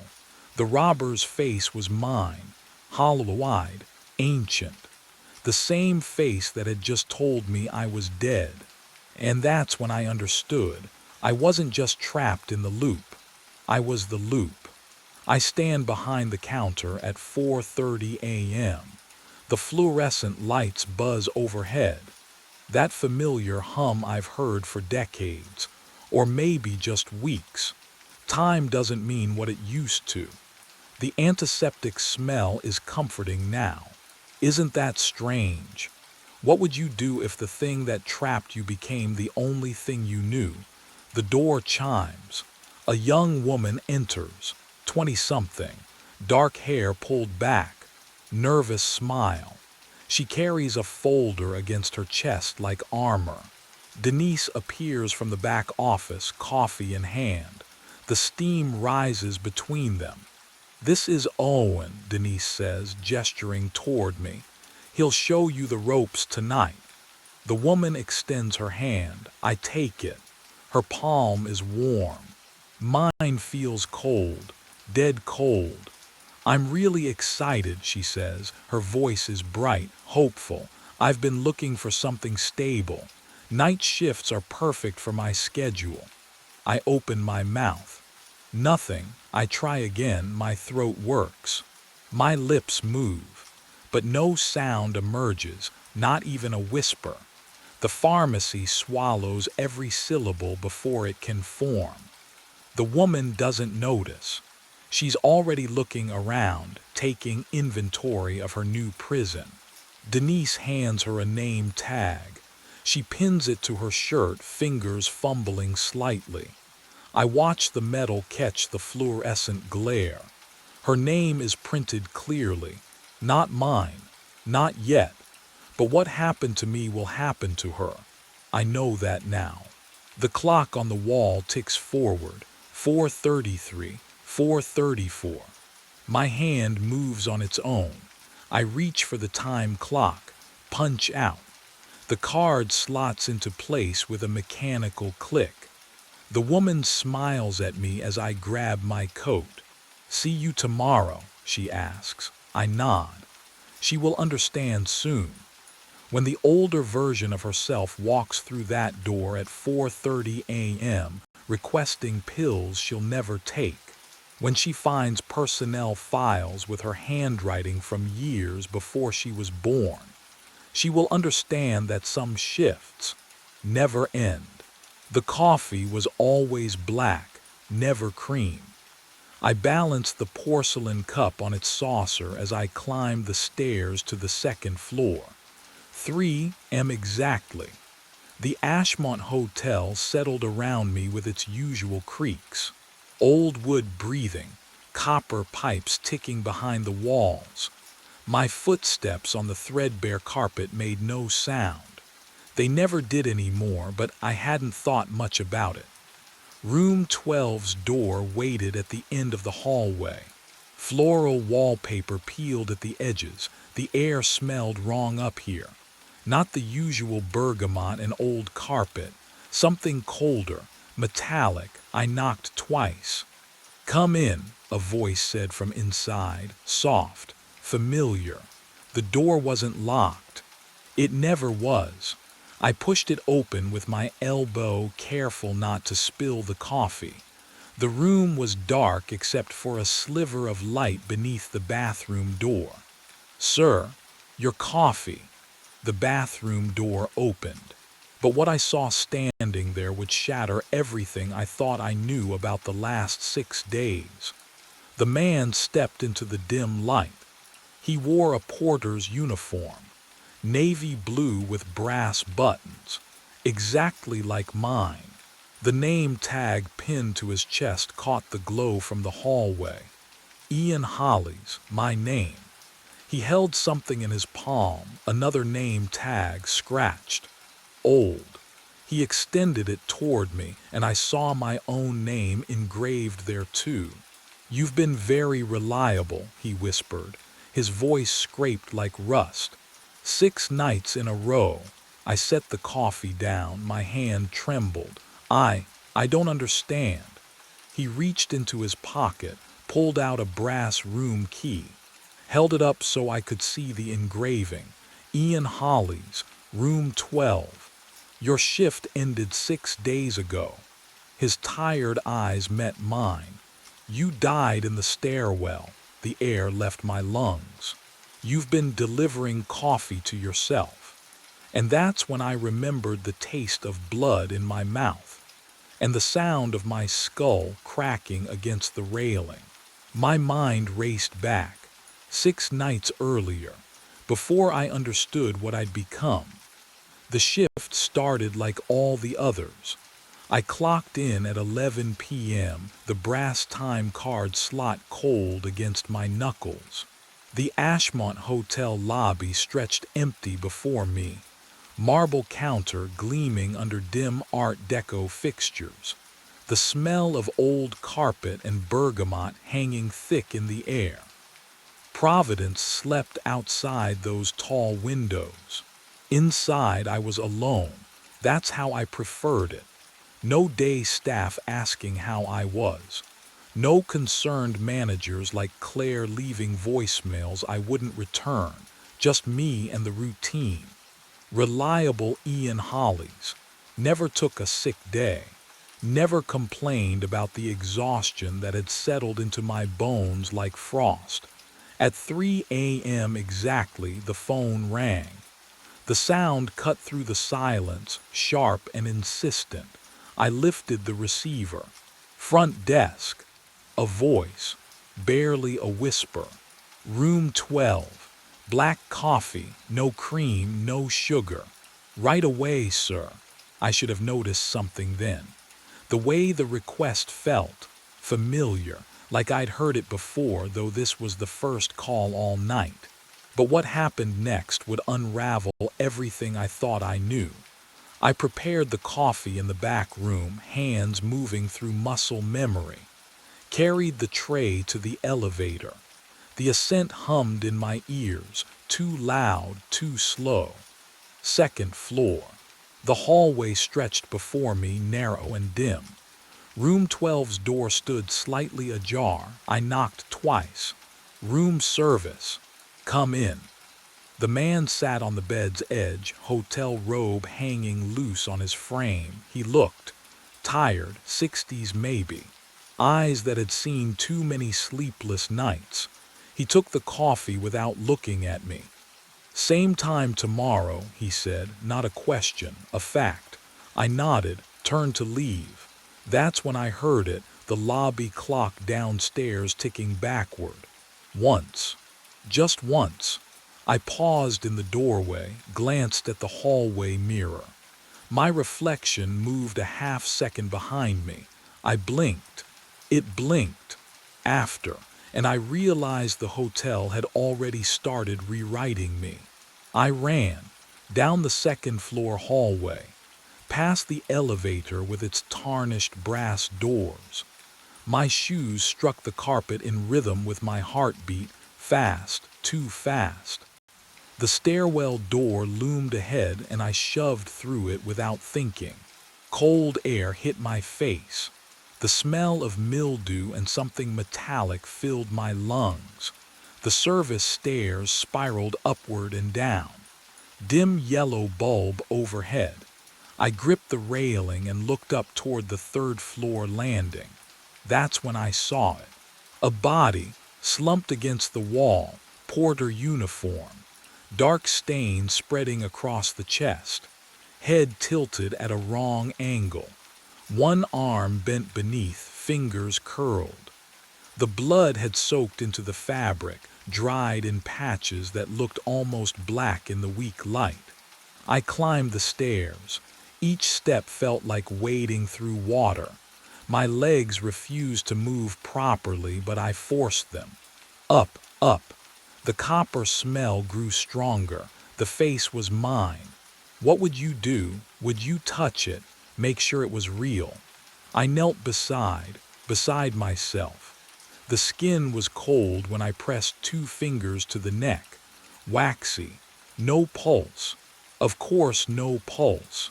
The eyes were half open, staring at nothing.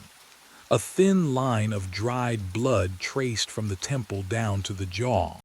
But what I discovered next would unravel everything I thought I understood. I fumbled for my phone.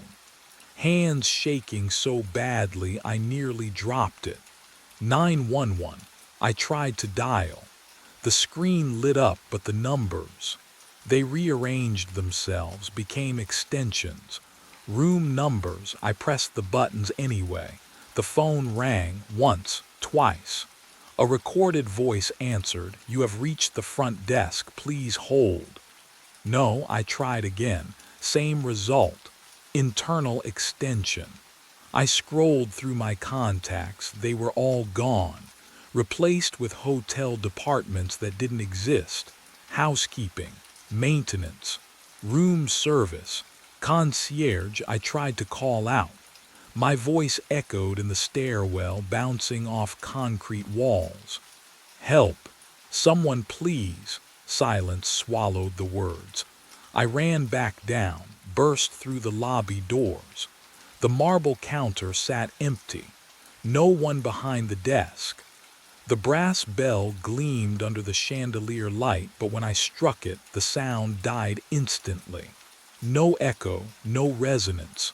"Claire," I called out. Claire Dunbar, the day manager. She should have arrived by now. What time was it? I checked the clock above the desk. 3:15 a.m., still night, but hadn't I been working for hours? Days, the light outside the windows showed nothing, just black glass reflecting the lobby back at me. I walked to the front doors, pushed them open. The lobby greeted me on the other side. I was standing behind the front desk, facing the entrance I just walked through. Can you imagine that? Walking forward and ending up where you started. I tried again. Side exit. Emergency exit. Every door opened to the same space. The hotel folded in on itself, trapping me in its geometry. That's when the real truth began to surface. I moved through the hallways, checking rooms, knocking on doors, shouting names I'd seen in the guest registry. No one answered. I climbed to the second floor, the third, the fourth. Every hallway stretched empty, carpet worn in familiar paths, sconces burning with soft light, but no sounds, no footsteps, no televisions murmuring through walls, no water running in pipes. The hotel breathed around me, but it was empty of life. I returned to the front desk and opened the guest book. My hands left smudges on the pages. The last check-in was dated 6 days ago. The last checkout 8 days before that. No one had come. No one had left.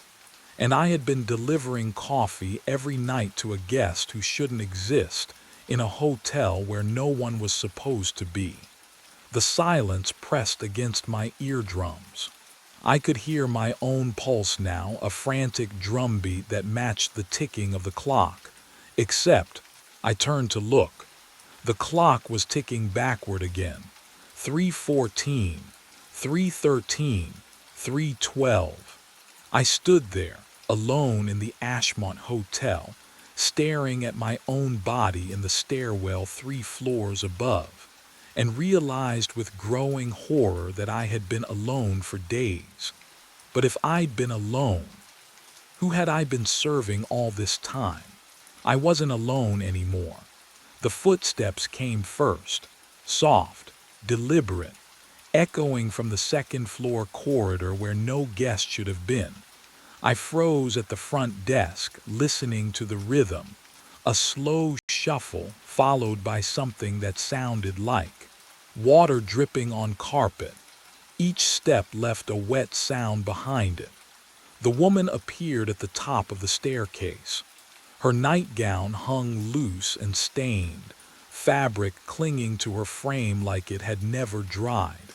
The pattern was floral, faded pastels from decades ago, the kind my mother wore in old photographs. Her feet were bare. They left dark prints on the burgundy runner. She looked at me and smiled. "We've been watching you," she said. Her voice was soft, familiar, like a neighbor you'd known for years. "Every night with your little coffee tray." My throat closed. I tried to step back, but the marble counter pressed cold against my spine. "Who? 6 trips to room 12, she continued, descending 1 step at a time. "Same order, same time, you never looked at us once." Another figure emerged from the hallway behind her. A man. His skin had the gray-green pallor of something pulled from deep water, clothes hanging heavy and soaked. He nodded at me like we'd just been introduced at a cocktail party. "Welcome to the Ashmont," he said. The smell hit me then, mildew and old perfume mixed with the bergamot that always clung to the lobby air. But underneath, something else, something wrong. They moved closer, not threatening, just Present. You're the newest one, the woman said gently. And that's when I understood what they truly meant by welcome. I ran, my footsteps echoed down the corridor, multiplied, became a dozen sets of boots pounding carpet. I didn't look back, couldn't. The front doors glowed ahead, brass handles, frosted glass, escape. I hit the doors hard. Cold metal burned my palms. They swung open to bergamot air and marble tile. The lobby, the same lobby, behind me now, ahead of me simultaneously. No, I'd run straight. I tried again. Pushed through the doors, felt autumn wind on my face for half a breath. Then bergamot, then marble under my boots. The brass bell sat on the counter, gleaming, mocking. Third time, fourth. Each time the doors opened to the place I'd just left. The hallways then, service corridors, loading dock. I ran until my legs ached with remembered exhaustion. The second floor hallway stretched before me, impossibly long. Room 7, room 9, room 7 again. The numbers repeated like a stutter. Room 12 appeared on both sides of the hall simultaneously. What would you do when every door leads back to the cage? But the real horror was waiting at the front desk. The guest book lay open.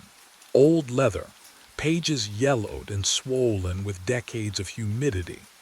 I'd signed guests in and out 1,000 times, never really looked at the entries before mine. I looked now. Oh God, my name, Ian Hollies, Ian Hollies, Ian Hollies. Hundreds of times, thousands. Signatures marching back through the pages. 1998 in confident script. 1973 in careful printing. 1952 in fountain pen loops that bled through the paper. The handwriting changed, decade after decade. Different hands, different lives, but always the same name. The hotel wasn't just trapping me, it was erasing who I'd been, replacing me, making me into every porter who'd ever died here. And I could feel it happening. My memories blurring at the edges, my signature already shifting into something that wasn't quite mine anymore.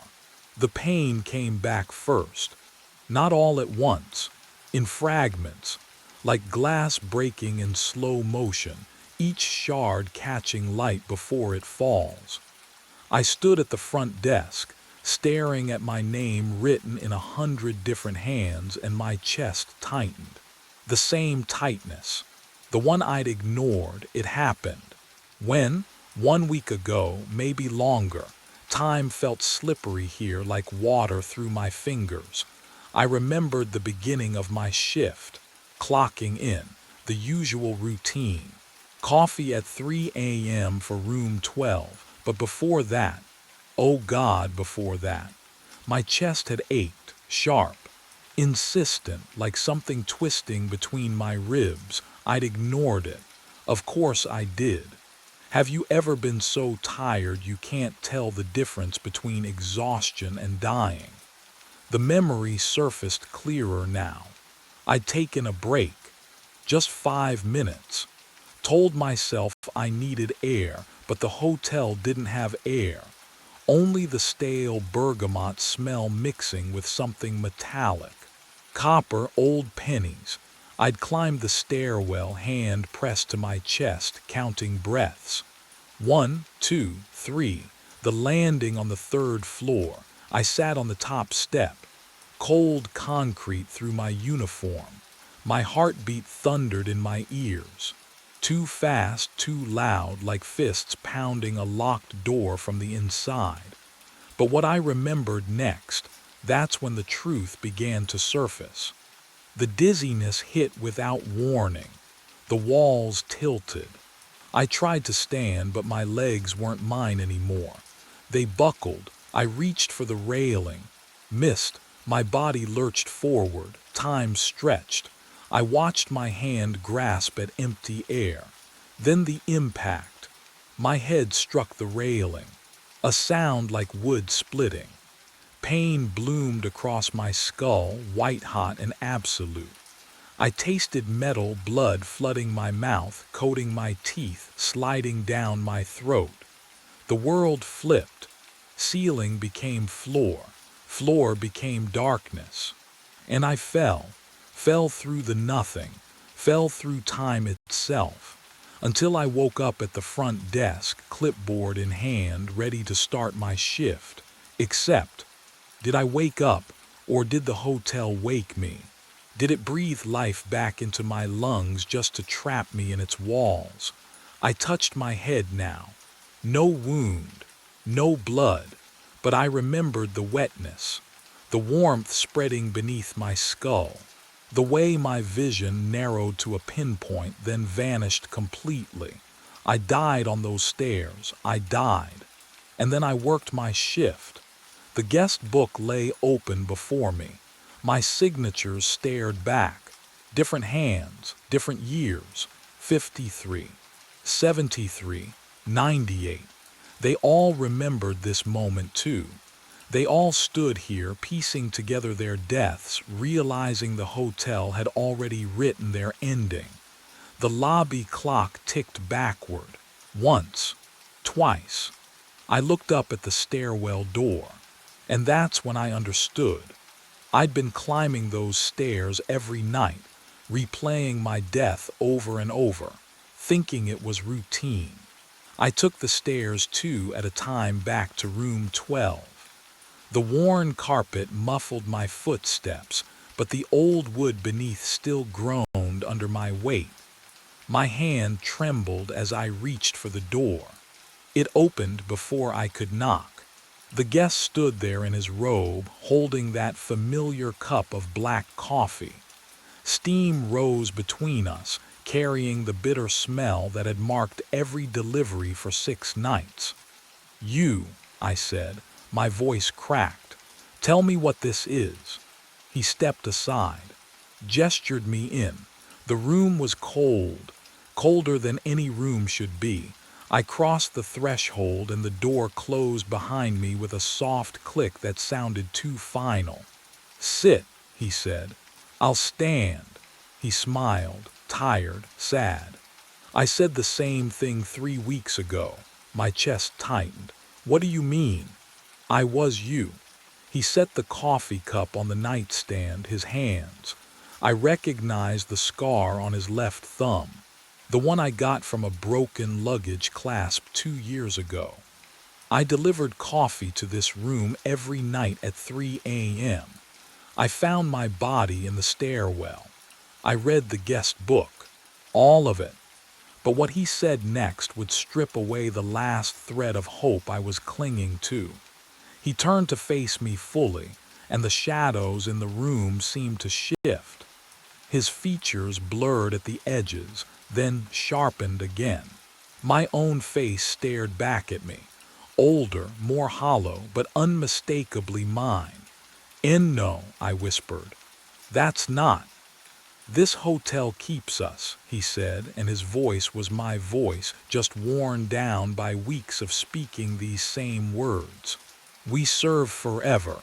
You delivered coffee to me because I was you 3 weeks ago. Now you become the guest. The next porter will serve you. The cycle continues." I stepped back, hit the wall. The floral wallpaper felt damp under my palms. Can you imagine discovering your future is nothing but an endless loop of the worst night of your life? "The hotel feeds on us," he continued. His eyes, my eyes, held decades of exhaustion. "It takes everything we sacrificed. All those missed lunches, all those ignored warning signs, every time we chose work over living." He moved closer. "It turns devotion into fuel." The room seemed to tighten around me, the walls breathing in as I tried to breathe out. And that's when I understood what being trapped truly meant. No, I hurled the coffee cup against the wall. Porcelain exploded, a sharp crack that rang through room 12 like a gunshot. The guest didn't flinch, he just watched. Watched me with those tired eyes that were somehow mine, 3 weeks older, 3 weeks deeper into this nightmare. I'm not you, I said, my voice shook. I won't become you. You already are, the walls groaned. Not like settling wood or old pipes, like breathing. I turned, ran, out into the hallway where the carpet smelled like bergamot and mildew and something bitter I couldn't name. My shoes pounded against the floor, but the sound came back wrong, delayed by half a heartbeat, like the building was tasting each step before releasing it. Every door I passed had a brass plaque. Room 12, Room 12, Room 12. I stopped, spun around, behind me, the same. Identical doors stretched in both directions, fading into darkness that the hallway lights couldn't touch. Can you imagine? Every room the same, every number a lie. But what I saw when I opened the first door made my breath stop entirely. My uniform hung in the closet. Navy blazer, brass name tag, Ian Holly's night porter. The fabric swayed though no air moved. I slammed the door. Tried the next one. Same closet, same uniform, same name tag catching the light. Behind me, porcelain scraped against carpet. I turned slowly. The coffee stain from room 12 was spreading, crawling across the hallway floor like spilled ink. No, like blood, dark and wet and wrong. It moved toward me with purpose, tendrils reaching, and the smell, oh God, the smell wasn't coffee anymore. It was copper, metallic. The taste of it filled my mouth even though I hadn't touched it. The walls shifted inward. An inch, then another. Ian, my name whispered from behind every door. A dozen voices, 100, all mine, all slightly different. Ian Holly's. Ian, Ian. The hallway compressed. The doors multiplied. My reflection appeared in brass plaques that hadn't been polished in decades, fractured into countless versions of the same exhausted face. I pressed my hands against the walls to push back, but the wallpaper felt warm, pulse-like. The floral pattern seemed to writhe under my palms, and I realized with creeping horror that I could feel the building around me. Or was it inside me? My name tag, the one still pinned to my chest, grew hot against my skin. The stain reached my shoes, soaked through the leather. Cold seeped into my bones, but the name tag burned hotter, branding me, claiming me. The whispers grew louder, layering over each other until they weren't words anymore. Just a single sustained note that vibrated through my skull. I wasn't wearing the uniform anymore. I was the uniform. I was the carpet and the doors and the brass fixtures and the coffee stain spreading through the veins of the hotel like poison. My thoughts scattered across 24 rooms. I could feel guests sleeping in beds I'd never seen. Feel the weight of their dreams pressing down through floorboards that were somehow my ribs, my spine, my no. No, I bit down on my tongue, tasted blood, real blood, my blood. The pain anchored me for one desperate moment, but the hotel was patient, and it had been hungry for so very long. I became the basement, not walked down, not discovered. The memory flooded through me like water through pipes, because I was the pipes now, the walls, the foundation. The hotel's history poured into my fractured consciousness, and I couldn't close my eyes against it. Mildew, sharp and wet in my throat, or Did I still have a throat? The records room materialized around me. Concrete floor. Metal shelving units lined with ledgers, their spines cracked and faded. A single bulb swung overhead, though no breeze stirred the air. The cold pressed against me, into me, through me. My hands, translucent, barely there, reached for the nearest ledger.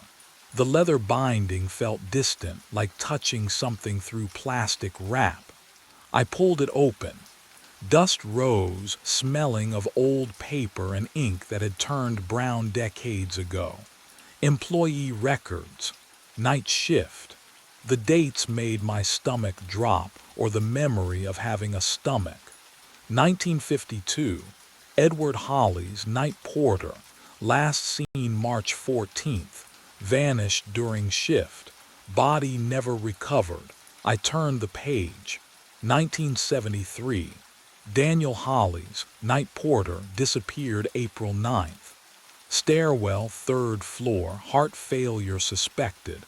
My fingers trembled. The pages felt like skin. 1998. Michael Holly's night porter, found deceased. Can you imagine? Seeing your name over and over, different first names, but always Holly's, always night porter, always the stairwell. The pattern screamed at me. Every 15 to 25 years. Same shift. Same death. All of them overworked. Exhausted. The hotel notes were clinical. Excessive overtime, refused vacation, ignored health warnings. The hotel hunted us. It found men who sacrificed everything for work, who replaced human connection with routine, who poured themselves into service until there was nothing left. But what I found on the final page shattered everything I thought I understood about time. The ledger from 1952 lay open before me. At the bottom, beneath Edward Holly's termination record, a signature line for personnel acknowledgement. The handwriting was mine, not similar, not close. Mine. The same loop on the capital, the same compressed age. The signature I'd written on time cards for 3 years. Ian Holly's. March 15, 1952. I staggered back.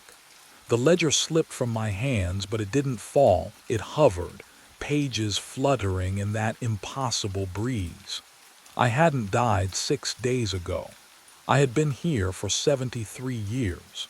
73 years. I stopped fighting. What would you do? I'd been dead longer than I'd been alive.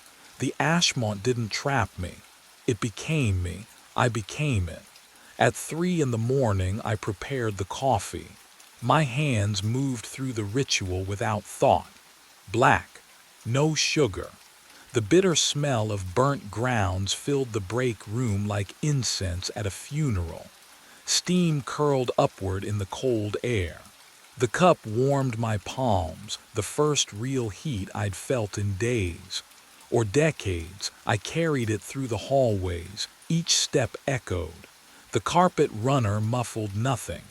My shoes struck hardwood like nails in a coffin. Room numbers blurred past.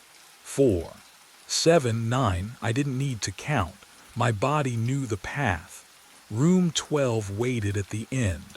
The door stood open, just a crack. Yellow light spilled into the hallway like something alive. I paused at the threshold. Inside, I couldn't see walls. Couldn't see floor, just that light. Infinite and empty and patient. But what I understood then changed everything. The hotel didn't want to destroy me. It wanted me to serve. Forever.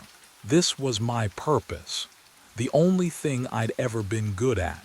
Reliability, sacrifice, showing up when no one else would. I stepped inside. The light swallowed me whole, warm, suffocating.